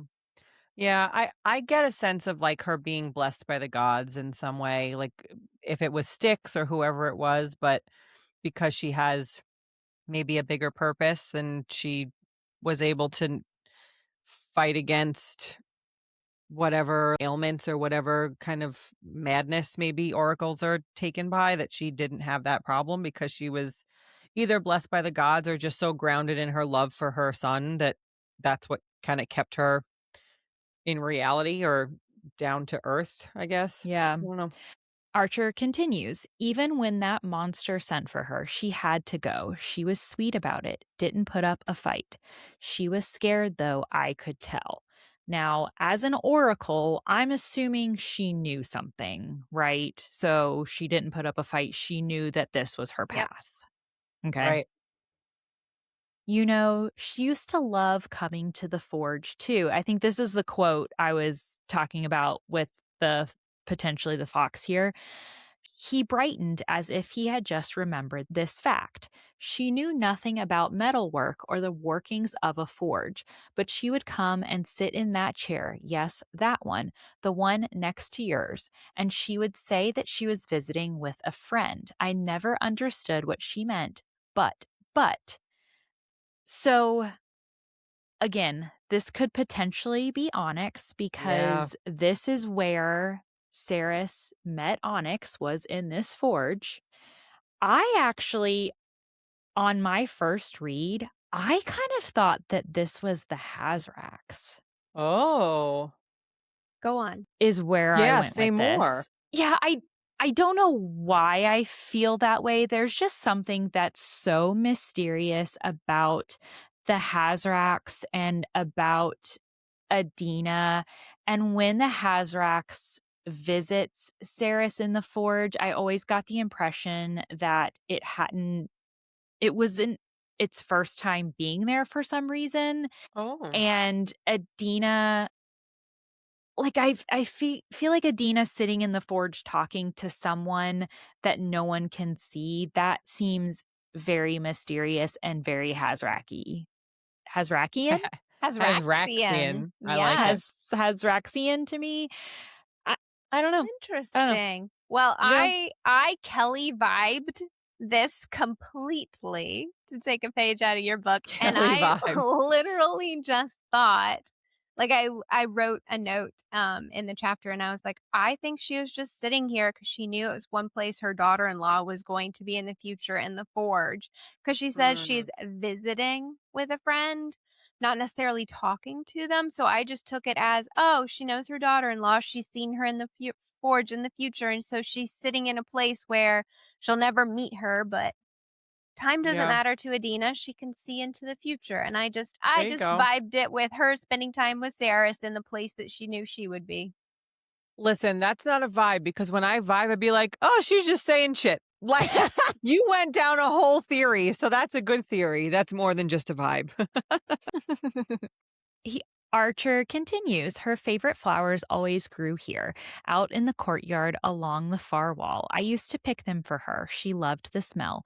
Wait, right here. I'll fetch you some. And he runs out and goes and gets them. I don't know if these flowers are special or if they're just a way to get him out so that we can continue the action of what comes next. Yeah. But he runs out to go get the flowers. Yep. And as he runs out to pick the flowers for them, Carrion mentions that the fire sprites are dying out. Now, given what we know about Brimstone, this is definitely going to be a problem moving forward. We know that Brimstone is the thing that can stop the rot, but there's not enough. And then Bam! Feeder attack! Feeder attack! Bam! You had to interrupt me because that's how it happened in the moment. That's how it happened. I was waiting for it. So he was attacked by the rot-infested feeder. And this does hint to us that the enemy did not know that the brimstone would counteract the rot, because if you knew, you're not going to attack something that's going to kill you. So this was an unknown weakness that they had, which is very interesting. What happens is the feeder bites into Archer and basically melts into a puddle, and we finally have a way to kill the fuckers. Great. Love it. Yeah. But they can't use it because brimstone is finite. Quote, it's an element, really, brimstone, a kind of magic all on its own. It gives the fire sprites life. It does not regenerate. We can't use the brimstone. To secure enough of it to eradicate the rot and kill the infected feeders, every fire sprite in Evelia would have to die. This is ominous, you guys. I just have a gut feeling of maybe I have PTSD from another certain fire sprite sacrificing for the people that she loves, but I'm getting like the fire sprites are going to sacrifice themselves to save everybody, because that is the role of the fire sprites. And the whole book that we know them is like they are serving and caring about Kingfisher and his family. And I just get bad omens from this. Mm-hmm. Oh, and one other thing that I want to mention is that during this attack, Saris throws the null blade at the feeder and it loves it. So noted, don't use those. They are good with the null blades.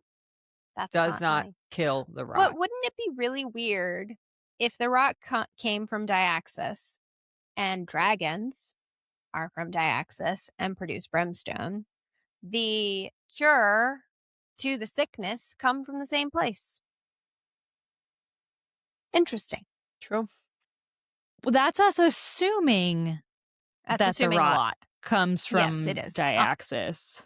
Yeah, if It's that true. assumption is correct. It's true. This is true. That's true. Can we have a quick sidebar? Because going back to this fight with the infected feeder, there's this interesting interaction that just happens and then we don't talk about it anymore. So Carrion is thrown into a wall while he's trying to fight off the feeders.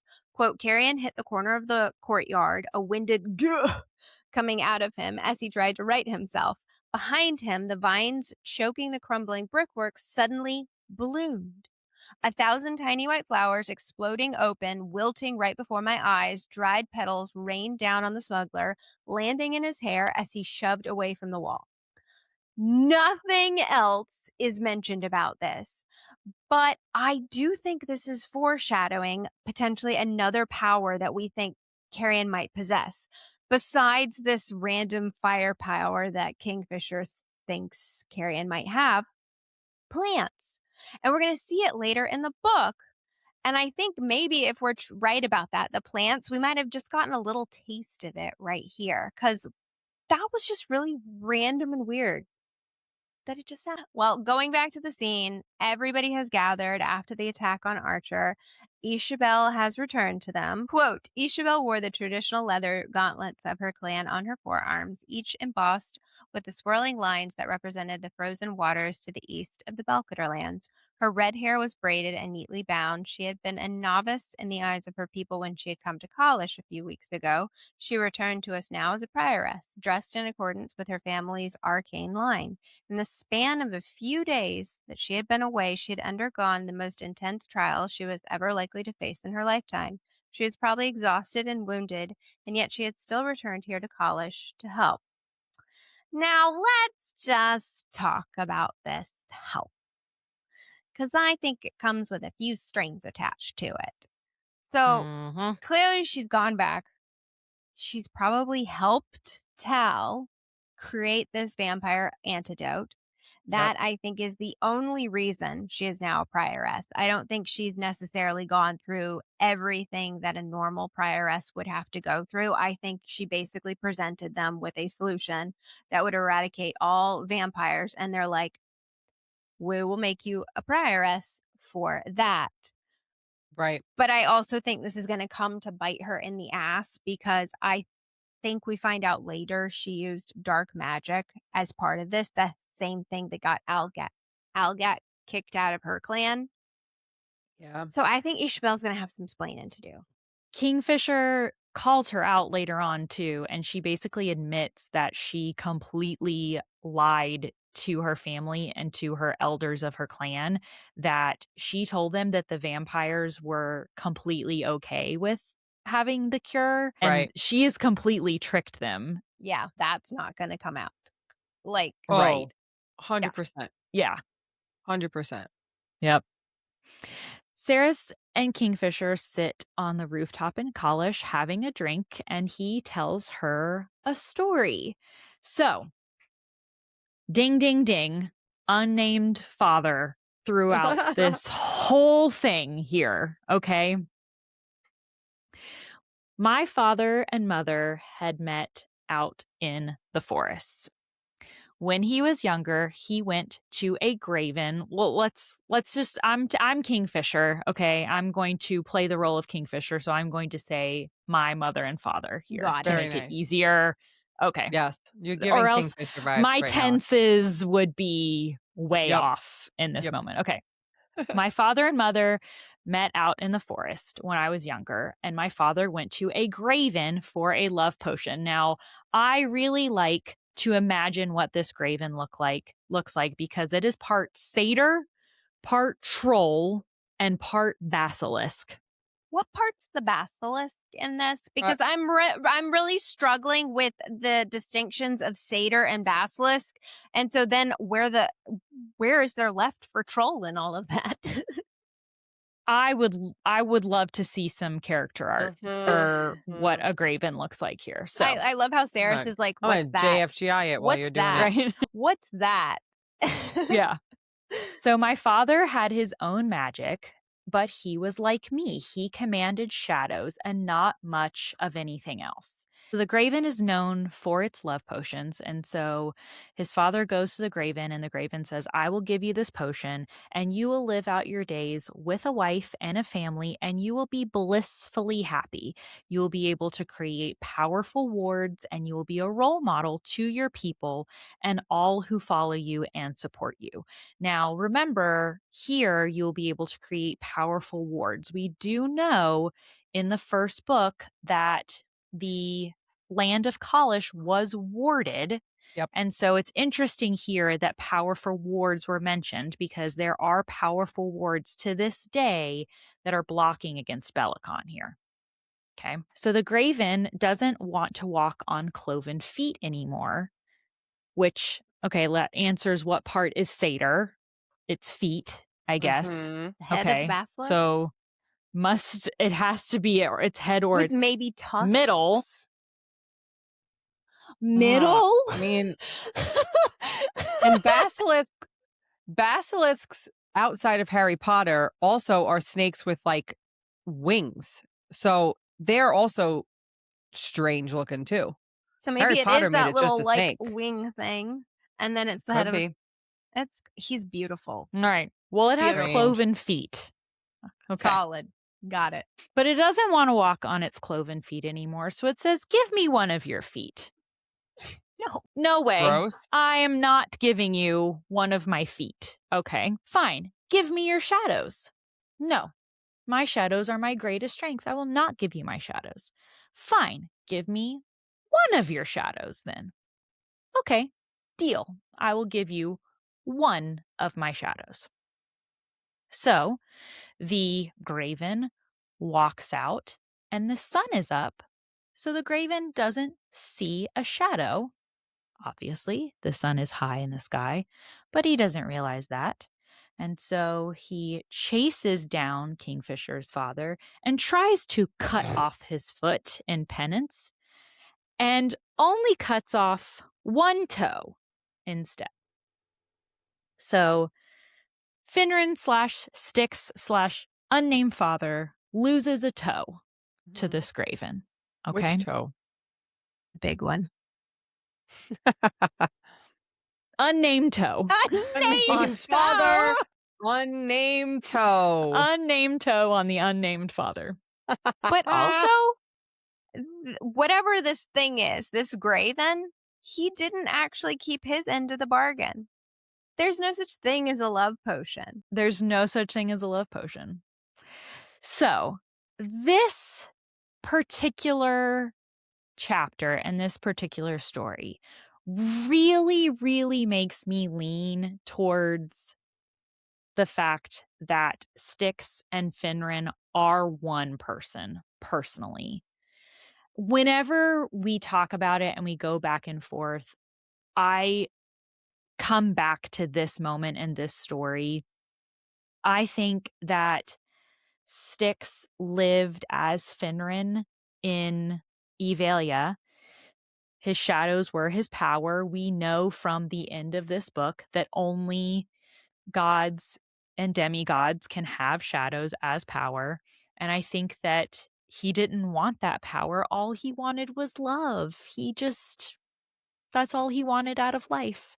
So, I don't know. Every time we waver, I just come back to this one. I think that they are the same person. Yeah. There was something in this story that made me almost, for a minute, contemplate Finran as a fae. And then something happened to make him Styx. You know? Mm. And Yeah. I don't know. There was Right. something almost whimsical about this story. It seemed so very mortal that made me wonder if there was some kind of, because we don't know the timeline of when this happened, how long Edina Yeah. ultimately was alive, right? And I know that Finran, as Finran, they've mentioned the lands of Kalish, right? But he had to have been alive for a very, very long time ago, right? Finran was well known himself. I just wonder if there's something there. And the only reason I say that is because there's a part of Quicksilver where it says something to the effect of Kingfisher saying, like, my great grandfather, maybe it was, took the first vampire cure. So it almost makes you wonder if Finran was mortal and became a god. Yeah, I feel like the god has had to have been around for way longer than that, though. I can't Yeah. reconcile I see it as the that opposite. statement, though, and that bothers me. Like how Right. Kingfisher's great, unless he was saying the great grandfather of, like, on my mother's side, and we just assumed it was on his father's side. You know, maybe we just Right. made a leap and assumed that. But it's hard to reconcile. Like, once we've thrown Like a the god, timing. yeah, a god doesn't have a Yeah. dad. A god is a god, you know, kind of thing. That it's like your great grandfather couldn't have been a Right. fae that needed a vampire cure because your father is a god. Yeah. Yeah, it's a good point. Just when we're feeling good I don't about it, we know. just fuck things up again. Yeah. I do too want to mention Kingfisher mentions that he didn't hear this story from his mother or his father. He heard it from Archer. So there is a potential that we have a little bit of an unreliable narrator here. Potentially, I I don't know that I want to lean into that, but I do want to bring it up. Mm-hmm. You know? I think you should also I bring think up it's another important. inconsistency, Lindsey. The Mm. glamour and the shadows. Yes. So there is a little bit of an inconsistency in the powers. So in Quicksilver, we learned that he got illusions / glamour from his father. And then in the bonus chapters on Callie's website, it says that the illusions / glamour came from his father and shadows came from his mother. Then when the audio of the bonus chapters came out, those swapped, and it said that shadows came from his father and illusions came from his mother. And now in Brimstone, it's the same where it says that illusions came from his mother and shadows came from his father. Right. So a We don't little know bit why of it switched. inconsistency. We don't know why it switched. But at the beginning exactly. of Brimstone, it even says glamour from my father. I think we pointed out. So now I want to It check did. if it's been Yes. Carrion's fixed. glamour. And yep, with Orlena's bonus chapter too, Yeah. he has shadows there, but it also says that Carrion was glamored. Yeah, and it still says that in Brimstone, the glamour Kingfisher's Which makes father had sense. wrought on Carrion as a baby Right. is still Which so yeah. And it makes sense, like if he is a god, it would make sense that Yes. he would have glamour power as well. Right. Right. But it also doesn't make sense again. Kingfisher is the narrator here, but he's saying my father had shadows, that's all he had. Like that's a weird thing to say because I would think he's a Yes. god. He's got all that. He's got a lot. Right. And you know? he's the one who told us that he illusioned the bath, didn't he? In Quicksilver? Yeah. Yes. In So- the bonus Yeah, chapter. in the I think bonus. that was in the Yes. bonus Yeah. chapter. Yeah. So like it's not like it's he was just told the shadows were just from daddy. He tells us the story about the illusion. So yeah, I don't know why. Is it time fuckery? Is it a mistake? Is it trying to throw you off because like you said, he's a god and he would have multiple powers? Like who knows? And maybe that's the answer. Maybe it's just trying to throw us off so that we don't guess who the father is, right? Like maybe it is that he has multiple powers and Right. on page we're seeing one or the, like we're thinking, oh, it's one or the other, but at the end of the day, he's a god, he has multiples. Right. Yeah. And remember, Kingfisher has to keep the secret of who his father is from Ceres to protect her. So maybe he's also just kind of fumbling a bit and saying something is only he one can't thing lie. to not. Oh my God. But he's not lying. He's still just saying, what his primary power is. Like he's not saying my dad doesn't Yes. glamour. He's just saying I got glamour from my dad. I got shadows from my dad, which isn't a lie. He's just not saying The whole what thing. The only whole thing I thing. struggle with, I can totally buy the rough. Styx having all the powers. Why in the bonus chapter would it say I got shadows from my mother? Yeah. And I that's the checked hard the part. the website difference- this yeah. morning and it's still Yeah. on page says that. Yeah, the difference between the text between the text and the audio doesn't make sense. No, That's the I feel oddity. like that's actually a Yeah. mistake. Yeah, that that's needs the to be a oddity. mistake to me. I feel like, yeah. But it's like so It- pointed out. Why not update the website if it's a mistake? It just. Well, maybe the audio was a mistake. But no, but it says on the website, I got this shadows from my mother. And that to me, with all we've just talked about, would naturally ring mistake to Yeah. me. And here's the thing, I don't it's a think the mistake now. audio is a mistake since we have a book now that is says that. so wrapped around Yeah. his father being a shadow god. Yeah.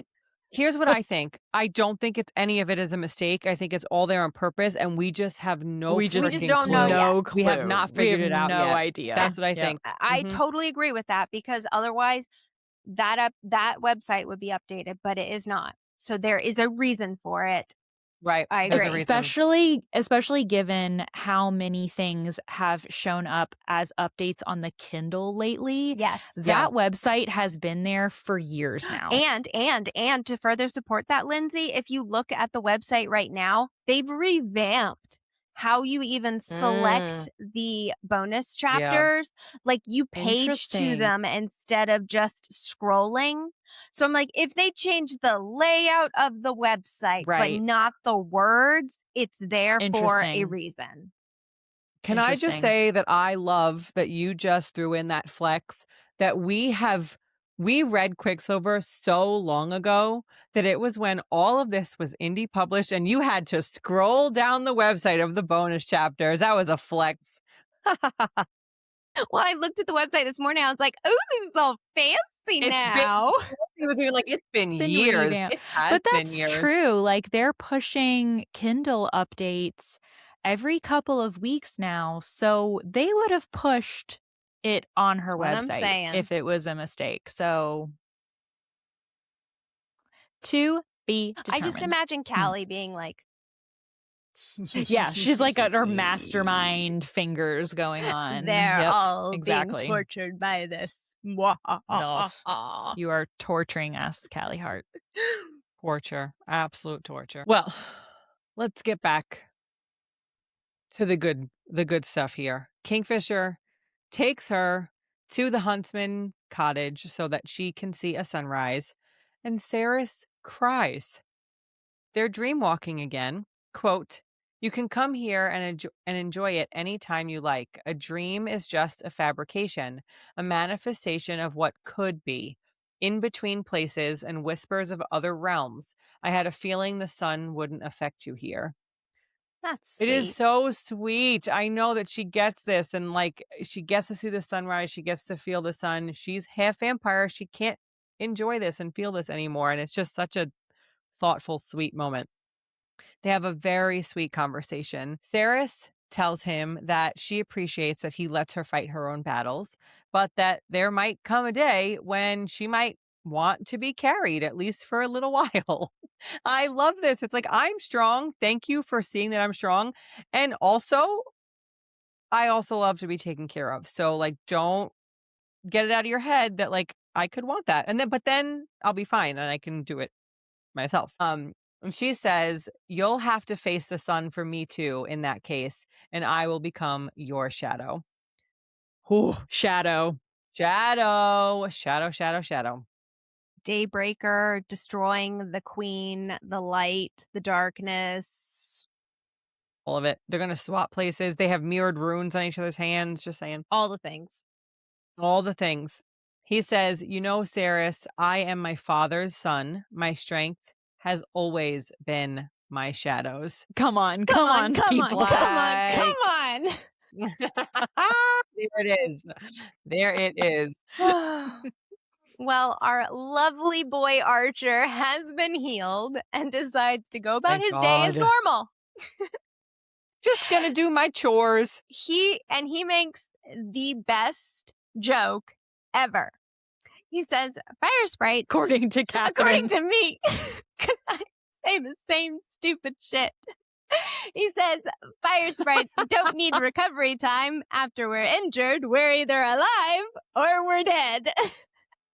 And I saw Because that. those are the only two options. And I saw that in the book, and I barked out laughter when Yep. I saw that. I was like, you know what, Archer? I said that too. Yep. For our listeners that have not been with us from the very beginning, this is one of our favorite jokes of Catherine's. She was Dead ass. She thought she, dead ass, had the best theory ever. And she was like, guys, About Finran. about Finran. Yeah, about him And and Quicksilver, and the she's like, soul being in he's another either friend. dead or he's alive. And Kelly and I were like, yes, those are the two options. But she thought she was going to blow our minds with that statement. So In my He's head, either alive. yeah. in my So head, here we are. Archer agrees. made so Archer. much sense. Okay, And now it's all come back full circle. That's going to here. be on Full a shirt one circle. day. Callie saw that and she's like, I'm writing that one in for Catherine. Right, that was just for you, Kath. There are so many things that Callie took from watching our coverage Absolutely. of Quicksilver Obviously. and put into her book, you guys. Obviously. That was I'm for you, just girl. kidding, everybody. We do not think that Callie listens to this at all. She has responded to our social media stuff and she is the best, but We are We know not that she's not listening. influencing a great literature No, here. we are not influencing Callie Hart's writing as much as you would love to think we do. And Archer is also very proud. He is 1 full inch taller than he used to be. And then he gives the most adorable little bow. And it's so freaking cute. My brother had spinal surgery 2 summers ago, and it also made him an inch taller, and he was really proud of it. Aw, good job. Did he That's bow? awesome. He should have bowed. Maybe. I'm not sure. He should have bowed. He missed out on a chance to bow. Didn't he know that this scene would play out 2 years later? Come on. Well, Oh my Archer gosh, how tells cute. her that Hayden is finally awake and things are tense. Hayden's pretty understanding when it comes to the fact that his sister is now half vampire, half fae. But he's Sure, not yeah. so understanding when it comes to Madra's lies. And he actually believes that Saris had been working for Madra this entire time. And Saris is absolutely appalled. And she punches him. Rightfully so. Saris. Rightfully so. I was like, you know what? I would have punched him too. I'm not mad. Yup. I'm not mad. You absolute ass. Yeah. Come on. He accuses her of shutting him out, not involving him in any of her plans. Because I read this in the most whiny voice imaginable, like little boy, sit down. The adults are talking kind of situation. And her response, quote, I broke myself to look after you. I slipped into every other ward in Zilvarin, and I robbed and I stole and I bartered and traded just to make sure that you were comfortable and your belly was full. And then you have the audacity to turn around and accuse me of the most heinous thing I can possibly think of because I made life too fucking easy for you while everyone around us had to suffer. And she gets work and yelling at him. Yes. Oh, she sure does. But Saved by the Bell, just kidding, it's awful. Their conversation is cut short because her Brimstone rune starts to burn terribly. It starts to glow red. And now remember, her Quicksilver one was blue. So now the Brimstone one is red. And she starts to read Adina's book. And here are sort of the first things that we learn here. You cannot skip ahead in the book. Lindsey, that would kill you, wouldn't it? Like if Oh you my were God. in this situation. Yes. That's so funny because Yes. my anxiety would be like, she said I can't. If I And do Lindsey it, I'm would going to be fuck like, it all up. I can't. Don't. I'd be so anxious. I would be want literally to. the opposite. I'd be like, I'm reading ahead. You would have been like, I gotta know. I'm destroying the world. I'm just destroying the world. My anxiety would not have let me. That would have been Adina's test for me. Would have been, I know, girl, that you thirst for the knowledge, and I know you would have read ahead. And so this would have been her test, is don't skip ahead. Okay, I know you were going to skip ahead. Lindsey anyways. would fail the test. No, I would have passed because that would have been her She would have test. known her. Yes. She would have Got known It her. was like how she tested Yep. Saris to not give Kingfisher the book. This would have been my test. Don't read ahead. Okay, you read ahead. Cool. You passed.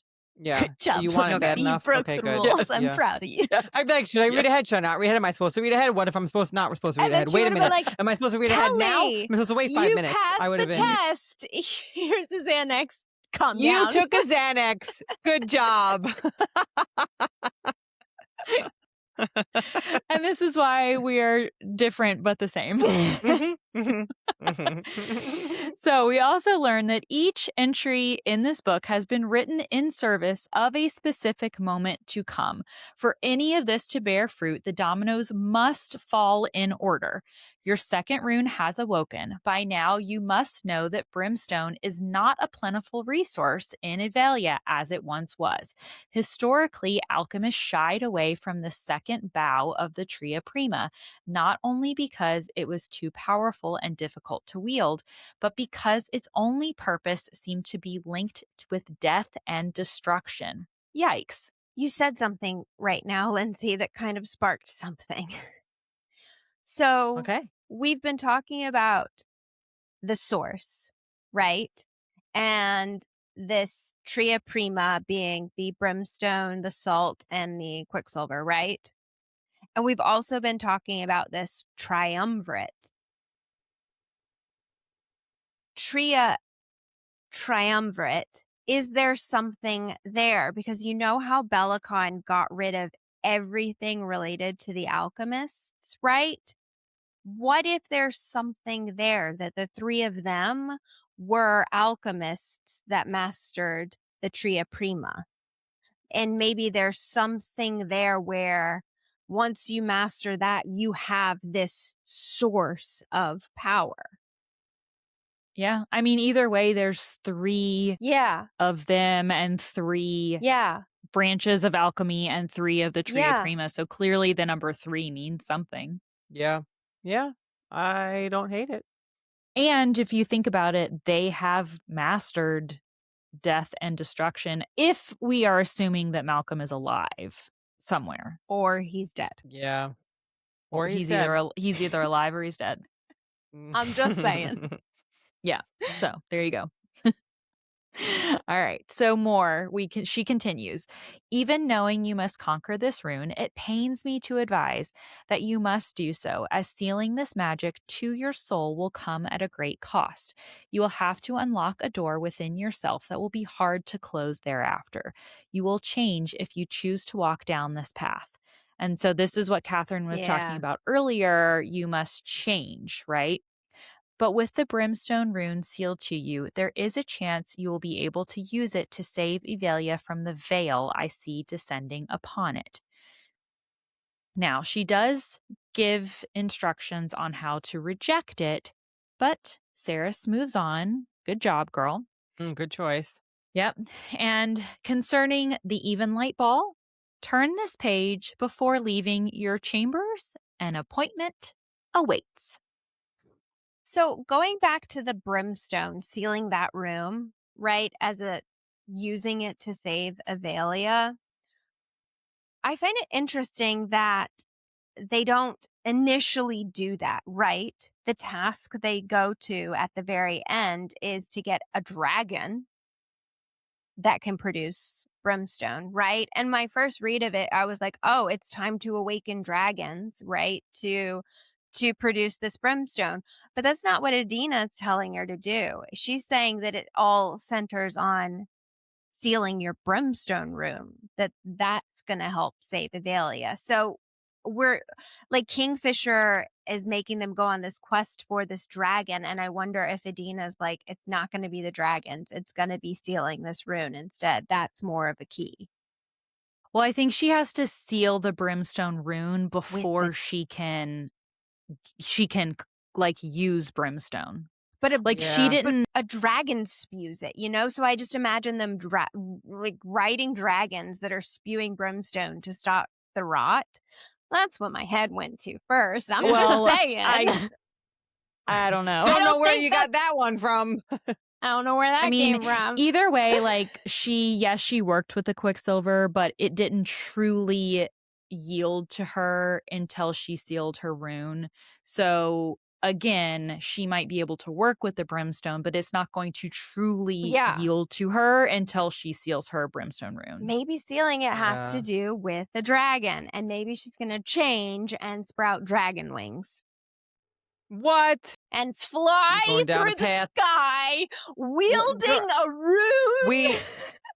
Bantram Bookmarks podcast does not promote this theory. Yes, I would like everyone to know that is not an official theory of ours. No, that is not in the outline. That She's going off script and unhinged for a moment. It's not. I love it how Kelly and Lindsey are like, you know what? I'm going to take Guru possessing Foley and turning his eyes into cat eyes before I take that one. Listen, I will let you go off on a lot of tangents. That's not one of them. And support them. I do not support that one. I agree. But I do think something to do with the dragons in particular is going to be key to sealing that rune. It's not simply just 100%. what they say. It's going to be some Yeah. interaction with the dragons. Yes. We'll give you that. Right. We'll give you that. Right. Yes. No wings, no flying. Not allowed. No. We are staying firmly on the ground in this series. Well, I don't know about firmly on the ground, but nope. We can ride a dragon, but we are not sprouting wings and Here is the flying thing. If herself. she becomes a dragon shifter, Katharine, I will give you $100. I want more than $100. I ain't giving you. I want bragging rights. Take the 100. Okay, bitch. Sure. deal, You know what? I deal. won't give you $100. I'll Fine, give you I bragging won't. rights. Give I you won't give- $100. I'm going to eat my strawberry and think. Fine. Well, it's not going to happen anyway, so sure. I go ahead. wouldn't take $100 from you anyway. So, but I would take your bragging you're rights. sweet. I would take that. Okay. I'll make a Glad post we- about it and be like, Glad Katharine we is solved right. that. Look at those wings. Hey, I wonder if they're purple. Oh my God. She's going. Let's get back before she goes down a path, you guys. So after she reads that note from Medina about the appointment that awaits, we get a quote. The alchemists were often corrupted by their powers. Their fates were ruled by their strength of will, but also by the heritage of their blood. The alchemists hadn't just channeled Quicksilver. In some cases, they had become so intertwined with it that they merged with it all together to become silver-eyed heralds of the gods. These were the alchemists who had spurred Bellicon and his ilk to murder the Alchemarian line and eradicate them from this realm and all the others, because they had become powerful beyond all measure and threatened the grasp of the Triumvirate's power.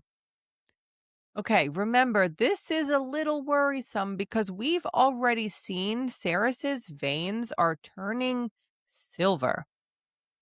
So this could be not so great for our girl Ceres. Also, though, Kingfisher had Quicksilver silver eyes. So He sure did. And I mean, he wasn't an alchemist. I know that it's because he went through the Quicksilver, but it is interesting. It's very interesting and very ominous. Also want to point out, this is the only use of the word triumvirate in all of Brimstone. So what the heck, you guys? Here they are again. There's no mention of the source, like the triumvirate source in Brimstone at all. But it is interesting when it says we will need to seal that Brimstone rune, and Brimstone has only one source. Okay, And I that's the only have to place it's wonder mentioned. if that's maybe connected to the source, if they're one and the same. But no, the source not mentioned in Brimstone at all. Capital S source. Interesting. Was it capitalized Nope. in Quicksilver? Yes. No. Yes, it was capitalized. It was. Yes. Okay. And it's so I feel like that is not It's intentional, capital- uncapitalized, so they're different. Yeah. That's true. That's Yeah. true. Yeah. Well, Kingfisher comes in and tells her that they think Renfis might be missing. Renfis has been missing. He has been missing, and this is when Kelly's heart went into her butt because I was like, "What do you mean Renfis is missing?" By the way, it's not capitalized Oh, In it's Quicksilver? not. in Quicksilver. So it could be. It could be. Anyways, okay, continue. All right. Well, Kelly's Cass- heart is in her butt. Kelly's heart is That is in where her we butt. had heart's left in my butt. it. Okay, cool. Ceres and Kingfisher are in Amontriath getting dressed for the ball. The dress the Selkie has made is stunning, and Kingfisher cannot keep his hands off his mate. He lifts up her skirts and mentions that he needs another hand because her skirts are so full, and so he uses small magics. I know this annoys Lindsey. Even if it's a sexy use of small magics, we're doing it in the wrong place. We don't like using light magics in Amontria. Yep. But He it's shouldn't have magic. it's still hot. I'm just gonna say It's very still hot. It's very hot. Yep. We get another unnamed father reference. The gods had gifted my father with his shadows so that he might do good with them. My father has passed them down to me for the same purpose.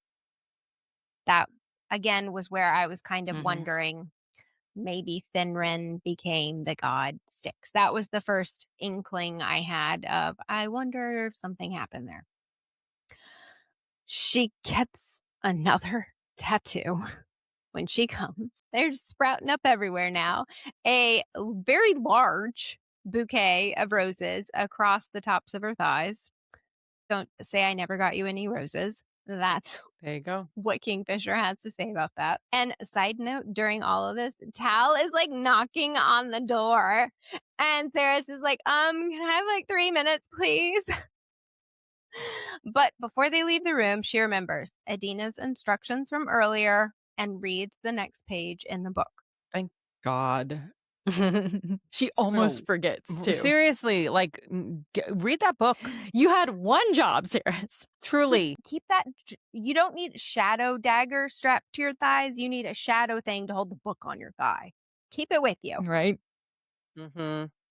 So the even light ball has begun, and this is to celebrate the gift of even light from the gods that lights the vampire courts because nothing else can. They cannot have fire there, right? Kingfisher notices that Tal has a new, very large tattoo on his chest, so pin in that for later, okay? First order of business, the disavowment. Quote, I do not have designs on the Sinisrathian throne. I do not wish to control Saris Fane, regent of this court. I do not want, nor have I ever wanted, power over the other lords of midnight, and I will happily prove that to you all right here and right now. I, Taladeus Hellier, Interesting. once eldest son of the Hellier household, keeper of secrets and lord of midnight, do hereby rescind the gift of my blood. Without rancor and with the deepest respect and humility, I call back my blood, Saris Fane, Queen of Sanisroth. I revoke my lineage and my patronage so that you may stand alone in your task, and I may do the same. I call upon the gods and the demons of this realm. It is my will. Whoa, pretty powerful. It's also interesting to me that he does make this whole spectacle of this, given the fact that he's about to basically destroy the vampire court. So why does he bother going through this whole, I don't want the throne, I don't care about the court? Like, he's like, why does he bother to go through like the politicalness of it if he's about to destroy that I don't court? read it as politicalness. I read it as showmanship to distract them. He's getting them all excited Like- here because he Okay. needs them to drink. And if he Okay, makes this I big like that. speech, they're all gonna Okay, they'll woof be it like, back. "Oh, toast." Yes. Okay, Yeah, I like that. I like that, yeah. Okay, that makes sense. Okay, so then he claps his hands, and a shockwave tears through the hall, and Saris pitches forward and starts vomiting up blood. And like the poor thing, no one prepared her for this. I felt No. so bad for her in this I mean, moment. Tal did give her a bucket ahead of time. He didn't say why you'd need it, but he at least didn't make her vomit on herself. Come on. So Kingfisher should have said something at least, right? Right. Behold, Saris Fane, first of her name, scion of no one. Rise for your queen. May she be the last monarch this court sees. Well, she's about to be. Yep. Everyone drinks, and even Kingfisher is like, I don't really know what that speech was about, but like, okay, everyone's drunk, so I guess it was a good show. But he's Mhm. noticed. So I guess you're right, Katharine. everybody He's like, needs okay, a show. everyone's drunk. But Cool. I love how Kingfisher this Absolutely. whole time is like, why is Tal acting weird? Like he's Yeah. Right, acting yes. sus this whole time, and it's like, well, that's because he was being sus. He was. Yeah, there was a reason. Mm-hmm. Well, next order of business for the night, it's time to choose a new Lord of Midnight, and there are 5 loyal members of the court who would like to present themselves. We have Caven Dalish, Keeper of Warfare. This one gets to Kingfisher because he trained him.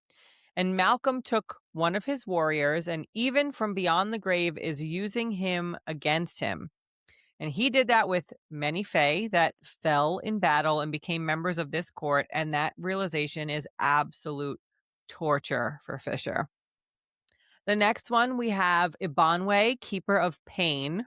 Again, I know Lindsey talked about this and Katharine talked about this, but like, how do they decide what they want to keep? Yeah. What do you want to keep? Pain. Doesn't seem like a great system. No, not a great system. Even Sarah says, like, your boy Malcolm bankrupted the court and destroyed the real resources. Like, maybe we should get some actual administrative people here. Yeah, this is not really helpful. Mm-hmm. So Ibanwe, Keeper of Pain.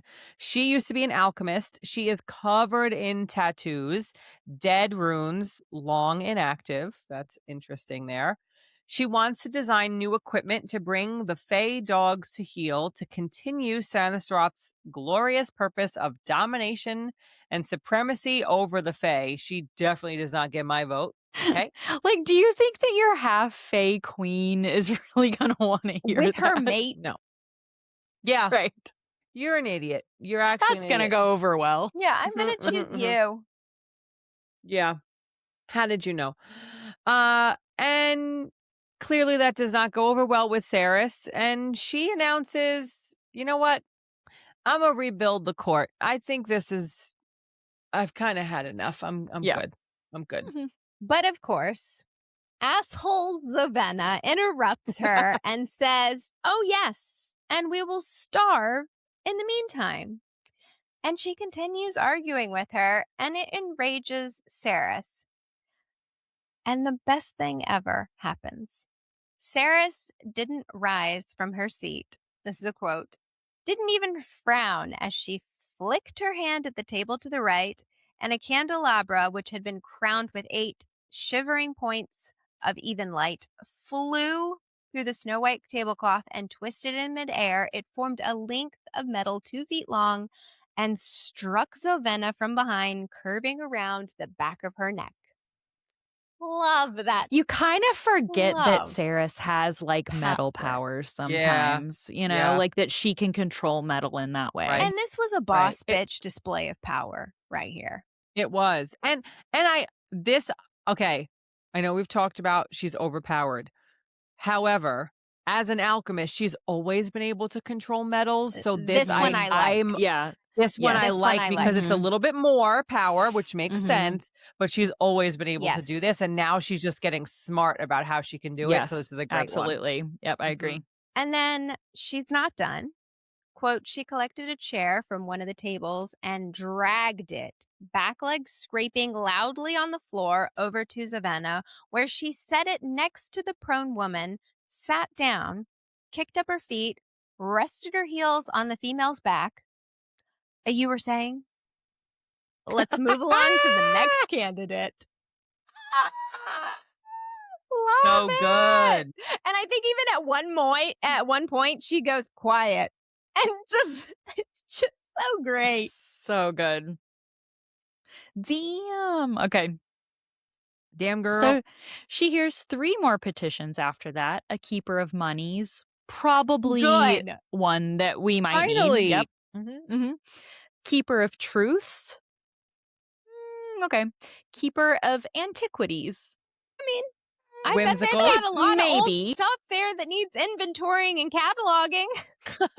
Maybe. Okay. Do you know you got a shadow cat over there? Yeah. Right. And she does finally let Zavenna up at some point.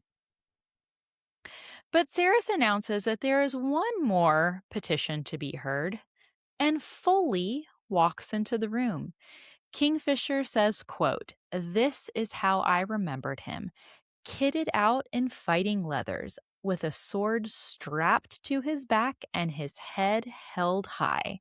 He says, 'My name is Foley Brierson, and I come to be of service to my queen.'" Now, don't forget, we talked about it earlier, Foley would have been the second most powerful male in Evalia if the Dianthus were still in power, and now he is at our girl Saris's side. Now, does it bother me that we don't know what he is the keeper of? Yes, it does. Sure does. Here's what he is the keeper of, Lindsey. The soul of a pureblood vampire. That is what he is the keeper of. The keeper of vampirism. He's the keeper of himself now.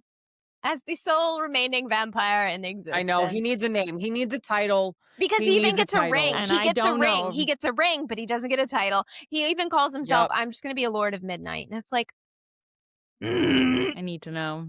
What are you going to keep, Foley? I'm the keeper of Keep us on vertical our toes. irises.